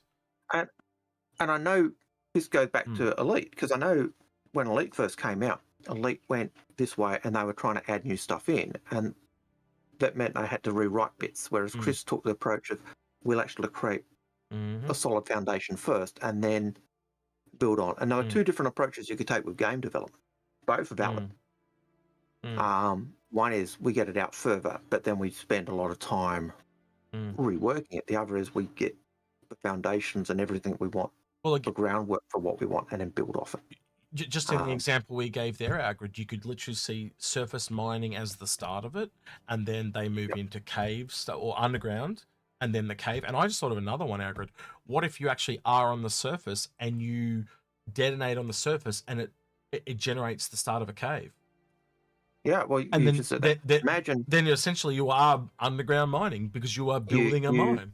You generate, you set a mine off and you generate a geyser. Yep. Because you've hit a water feature. You've stuffed your underground mine, but you've now got a water feature you've got to deal with. And depending on the mine you want to build, does it go straight down and become, like, can you make it bigger so a ship can fit in it? Does it need an elevator to go down? Again, procedural generation can lead into this quite a lot, and it really depends on, they can make it very limited. And what I mean by that is, like, where you attach the blast charges or whatever, it dictates what type of cave it turns into. And so it goes, it might start out as a cave entrance, and then it goes down into, all right, so this is going to be more of a tunnel-based cave. And so because you attach it to the side, but if you attach it to the bottom, you see where I'm going with this, right? It's the same thing as the port. You change the way you're doing that. The port system that was in the hangars, it's the same thing. It's just where you attach it dictates what happens. So there are many ways they could do this, and then over time that would change again. You and I have been here long enough to see multiple things change in different ways. It really comes down to what they want to do now, and that's the flexibility. And the scary part, as we said right back at the start of this episode, this stream, was just how they can take it wherever they want, because it's just that level of detailed scary now. I think the classic example, the best example I got, as you were just talking there, that I can think of is when I look at the way landings were going to be originally. Yeah. Now, you'd remember the original idea was you'd call landing control, and then it would just automate it all the way down to the planet. Just a spline. Straight, then they brought in the spline. So then we had, when we could do anything, then they brought in the splines to try and help us. That's gone as well. Yeah. And it's now you just land anywhere. Yeah. Well, I think even more recent times, people could remember at Lawville how you had to fly inside the tunnel specifically to get down there. That was a holdover from that time, and you can actually go back to that. I can't remember what year it was. It's been that long, but the one where they had the Constellation was the one, wasn't it? Constellation coming to Area 18. I think it was 2015. Yeah, and you had 2014, end of 2015, around that time. And you had to fly in that tunnel, and that was the same thing they implemented in Lawville, and now that's all gone. I think the only thing that's kind of left now, well, I don't even think it's there anymore. Remember when it used to turn you around when you were too close to something? Doesn't do that anymore either. Does it at ArcCorp, but I don't think it does it anywhere else. The original one was when you called up, it was automated. The whole thing was taking you down. That was the loading screen. It was actually the ship being landed, and you could walk around your ship, but the ship was being automatically taken to the landing pad. That was the first instance we were ever shown of landing at ArcCorp. I'm only bringing this up because it's a first-time chatter, but we've got Damien Ramirez over there. He says he's a first-time chatter. He says, voxels let you mine underground in-game engines. Yes, procedurally usually goes arm in arms with voxel tech. It's simple to add. And we do know they have voxels for the fire tech, so possibly it really depends to what, what... The amount of work to get underground mining to work in that way is astronomically a lot of work. What are the benefits? And there could be some massive benefits. Think about player base building a cave underground. It'd be mad. Yeah. That flexibility could be really cool. Lead into asteroid bases and all that type of thing. So it also means areas which are inhospitable. Yep.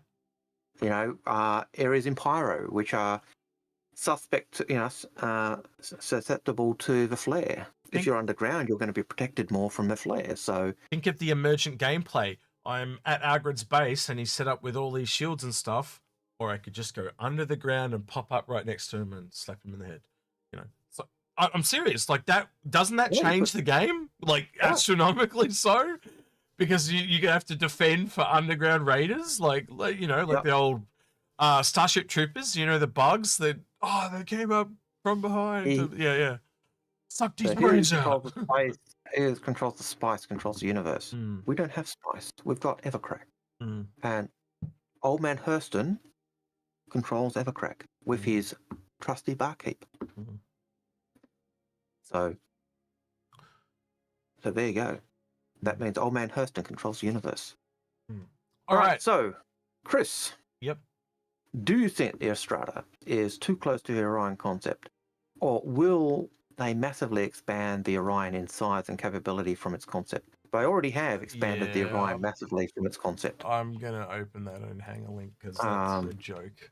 If you haven't seen these two ships side by side, it's a joke. And I always like that one of the Orion next to the Prospector when it's in its re-expanded size of the Orion. When it's in its looking at the original thing, and it's like, there's the Prospector, and then there's the Orion. The Orion since then has doubled in size. So I'm just. If you haven't worked out, I'm just babbling while Execute's grabbing up the pictures to show you guys. Sorry. I'm filling the void. I'm being as quick as I can, mate. But See what I'm doing there? Filling the void. Oh, that one. You can't find it, can you? No, I've got it. It's all done. It's all done. I'm just trying to get rid of the labels and stuff. So, all right. Yeah, there's an Orion, and then there's an Strata. And if you kind of math it out, right? I worked this out back during when it was dropped. It's almost 6 times the size. Yeah. And so let's just look at it a couple of different angles. So if you go from above, you'd go right 1, 2, 3, right? Yeah, cool. Yep. Seems fair, right? But it's when you go side on, it gets really interesting because it's like, holy shit. 1, 2, 3, 4, 5, 6. And that's not even counting the cargo. The Aristrata is as big as the Orion's engines. Yeah. So yeah, it's just like they're like, considering with the like not going into CCUs or anything like that, other than that one CCU where the Orion went back to its original price, which was the same price as the Aristrata, I just can't see why you would ever want the Aristrata as a purchase option over the Orion. Because even if you bought it for $75, what was it, $100 more, Algared?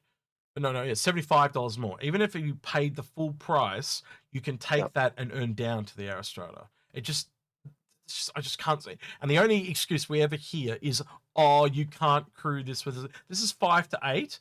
That is what 5 to 4 or something like that, right? So again, I buy this, earn that in a couple of missions, type of thing. And this is a pivotal example of the stuff me and Algared try to teach you guys. And I know most of you get it and agree, but there are some people that turn up and just go, "You guys have got rocks in your head." But I don't know. Let us know in chat. Is that a prime example of why you should buy big and earn down?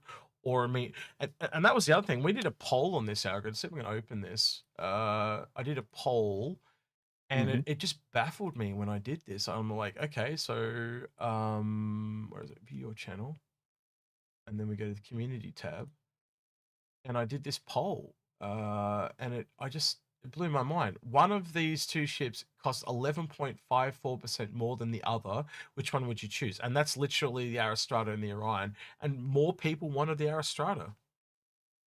And I just was baffled by that. Because again, when you buy the Orion, you get the Aristrata as well. Well, that's how I see it, you know? Yeah. I think, it comes down to that, what I can use and how people are seeing they use it. And I think it also comes down to, we don't know exactly what the Orion's got. But so that image from the star map is a new expanded size of the Orion.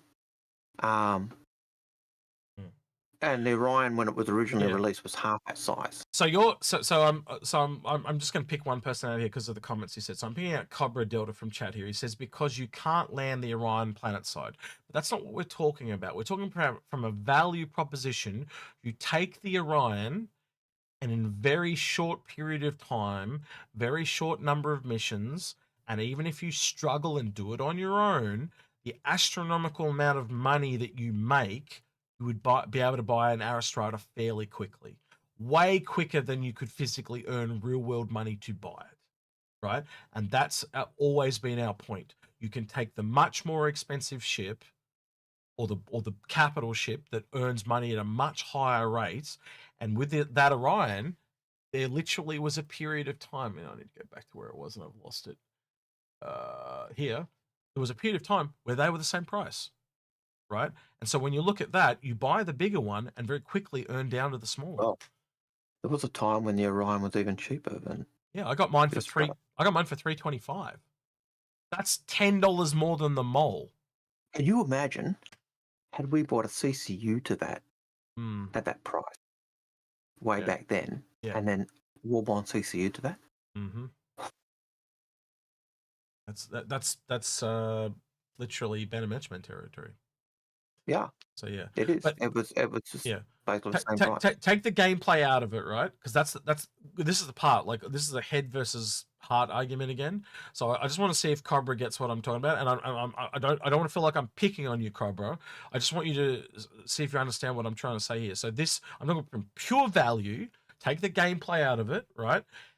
Can you understand what we mean by taking a capital ship and using the capital ship because they earn money at such a higher rate that you can take that, essentially you're getting almost every mining ship under it. And it doesn't have to just be mining.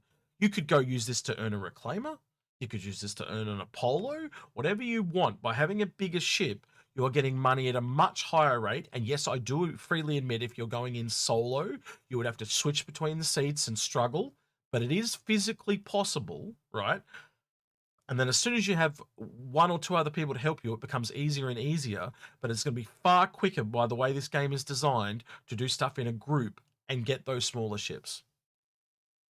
Cost to run it is a thing as well, absolutely. But again, that'll be scaled with the size of the ship. So the cost to run it will be in the thing. But like every ship we've looked at, and this was only theory for the longest time, but the example we always go back to was the first example Algared had, where he went out into Xeno Threat. He did an Aurora mission.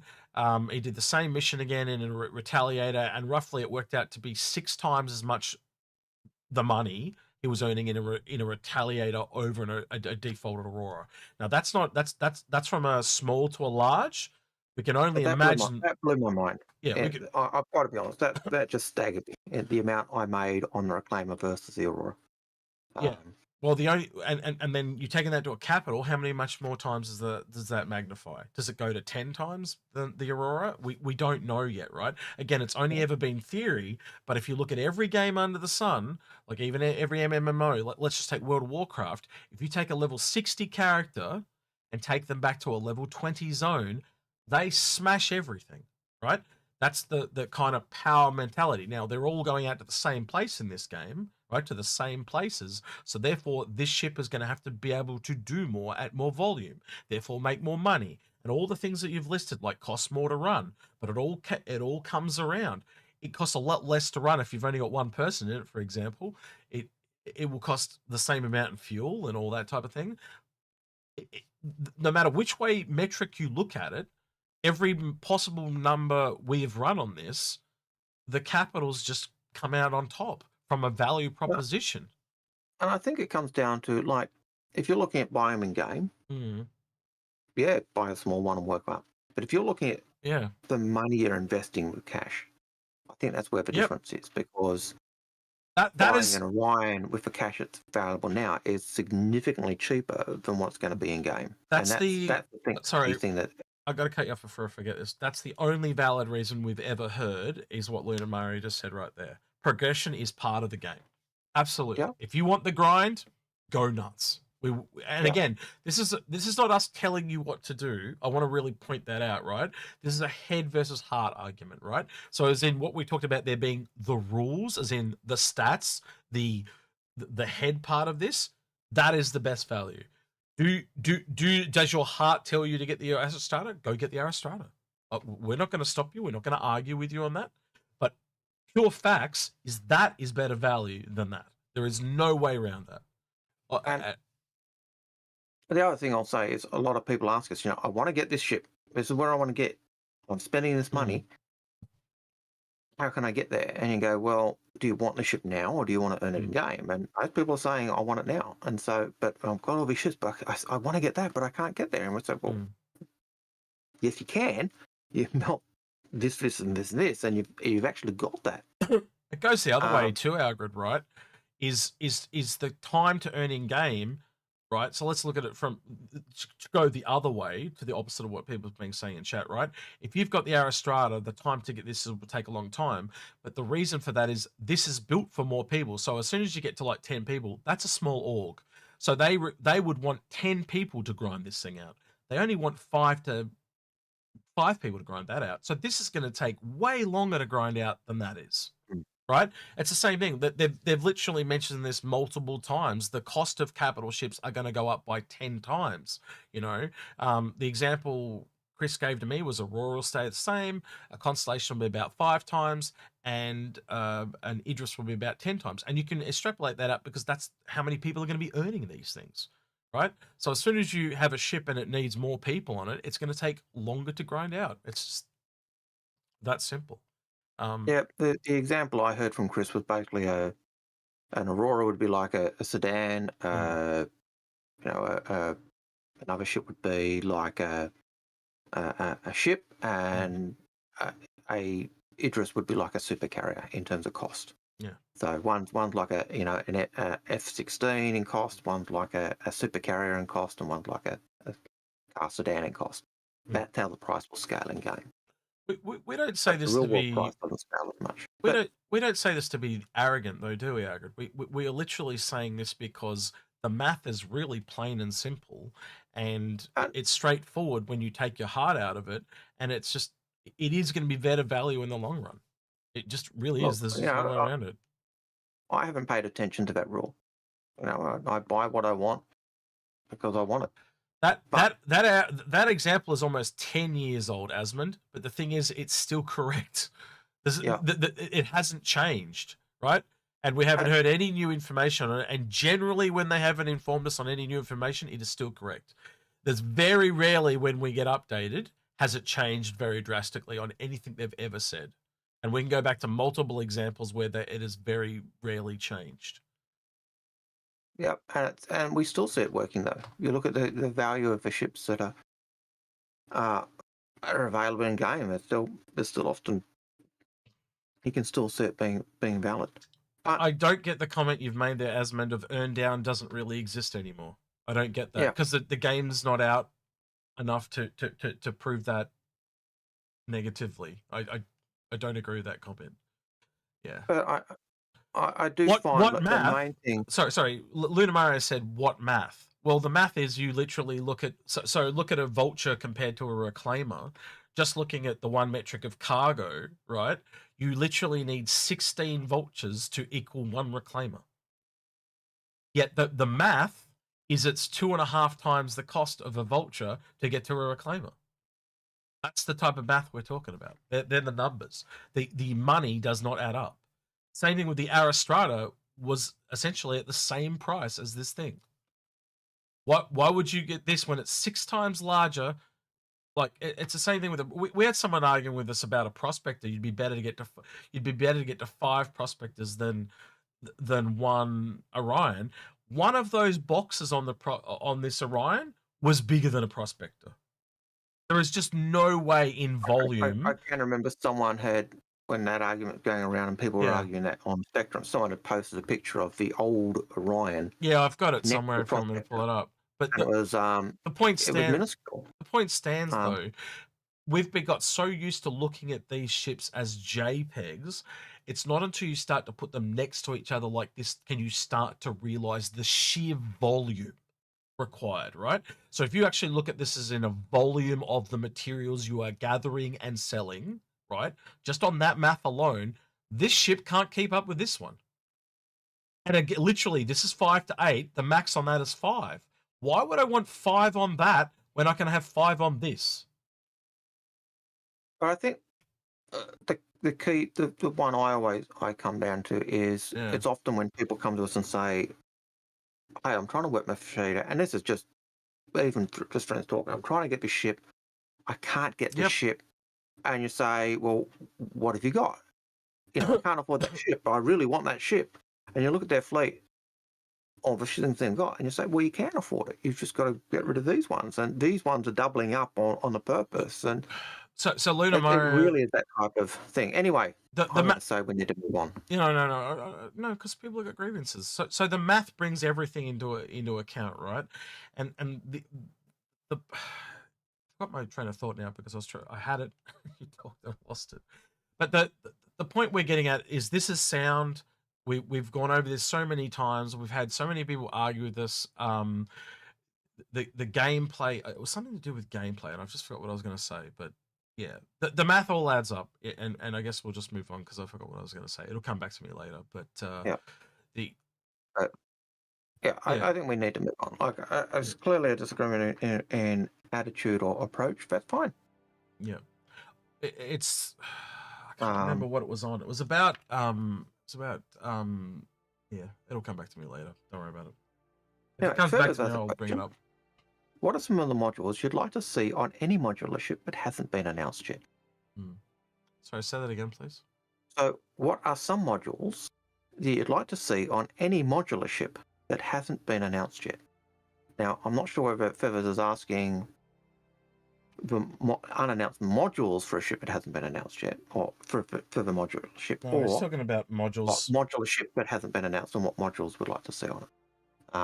The best one I've ever heard of was one that SA brought up for the Redeemer, which was it was so basically the bottom of the Redeemer was like has the bottom cut out of it, and it's kind of like got a board around the outside of where the floor would be, and you could put a cyclone in it that would then have a tractor beam on the roof that would drop out. So like a hot drop cyclone module for the Redeemer. It's one of the coolest ones I've ever heard of. Military type thing. Yeah. Yep. Yeah. I'm pretty easy. Oh, I remembered. any of Sorry, stop. If I don't say it now, I'll forget again. So it's like Asmon's like brought it back to my attention. I can solo the Reclaimer at the moment with no problem at all and earn millions, but it's not going to be like that forever. That's not true, right? You can do things solo. They just take longer time. And and if you actually think about it from a perspective of motivate, why would anyone want to work in a multi-crew ship where if all the benefits are in solo? You've got to think it from a logic perspective. They have to motivate us to want to use the bigger ships, or we just won't use them. So what's the motivation? More money? Earn more money. It's just that simple.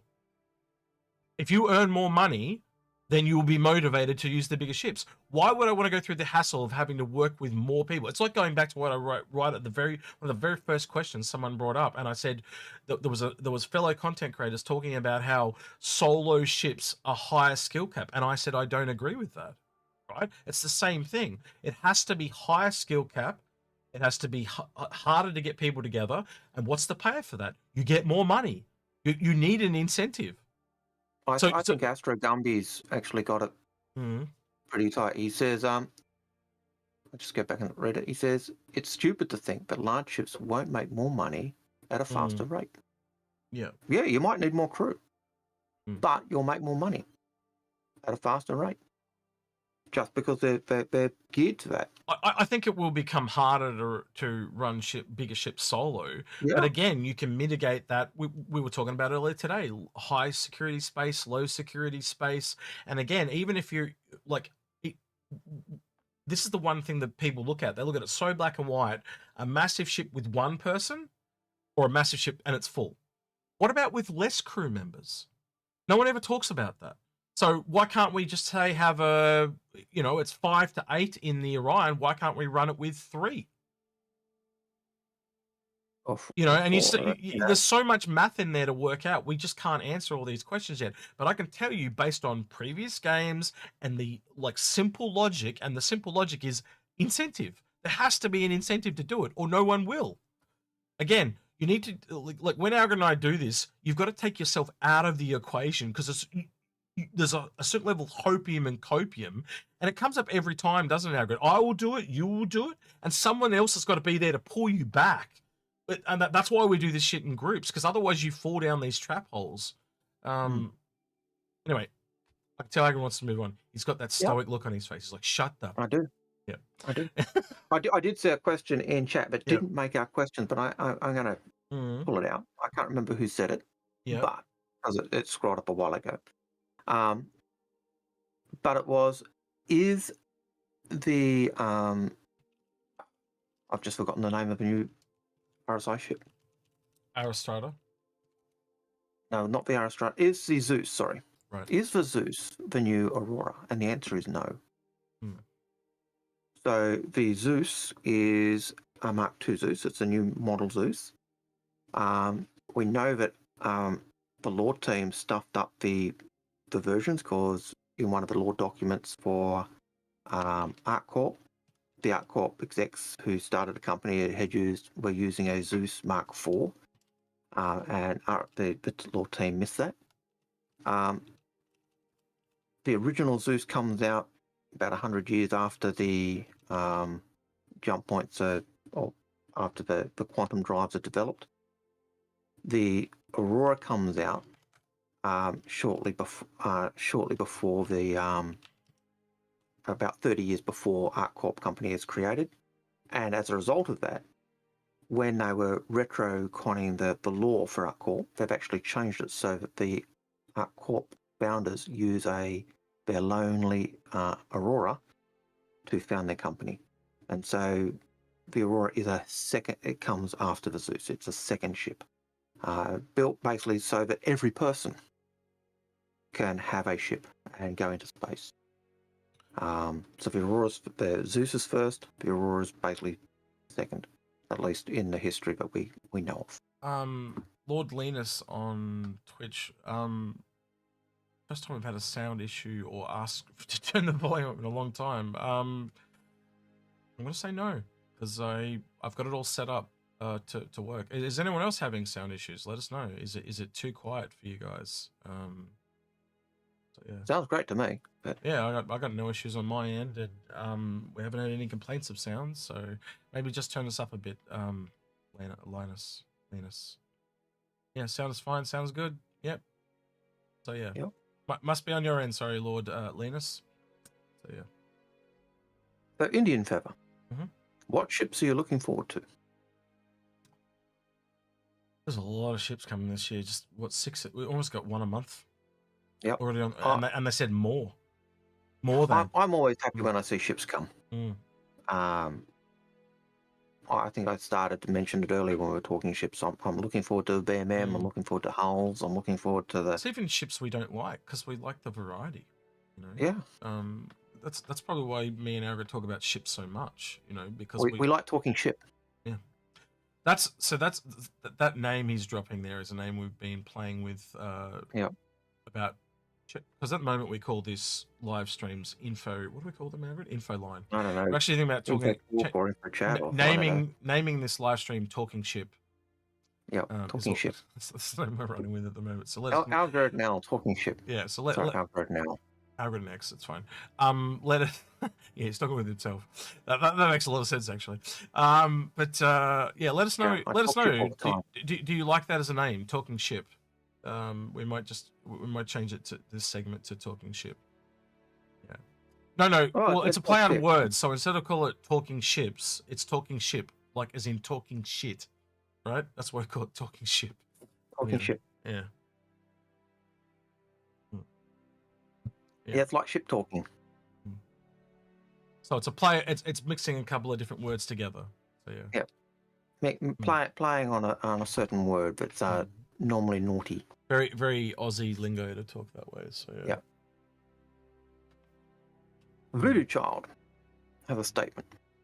The standard price jump for going straight from flight ready to is around 15%, rounded Mm. to the nearest block of vehicles. The Vulture was 25%, but the C1, SRV, and Santoki I were 10%. I think, Yeah. sorry, I think Kyle in chat is right. I think it was actually an SCL title at one point, Talking Ship. I think they did have that as a title. Anyway, sorry. Yeah, they may have. So yeah, look, that's about right. 10 to 15% is what we usually see. Yeah. Occasionally they're out the ships that blow that out of the water. The Vulture, 25%. The Hull C. We can Yeah, only we see go that all the time. by general history either, so you can't predict those outliers, and there are always outliers. The Vulture was one, Yeah. as you said in your question, and things like the Whole Sea. There's been a few of them, but we can only go Yeah. by trends. That's all we've got to go Yeah. on. And you We and you go guys, by we go by the average. 10 to 15% is and what we we're not the usually only see. ones that do that. Yeah, everyone Yep. does that, you know. So when someone comes out and is guessing, they're essentially going by trends, and we don't always get it right either. You know, it's just how it is. And I think Voodoo Child's just basically agreeing at that point. He's saying, yep, the standard price to go for flight ready is usually 10 to 15%. Yeah. Occasionally for outliers. Yeah. Prisol has a question. They say, with engineering and wear and tear of components coming, are you changing your daily driver? What are your top 5 daily drivers with the upcoming features in mind?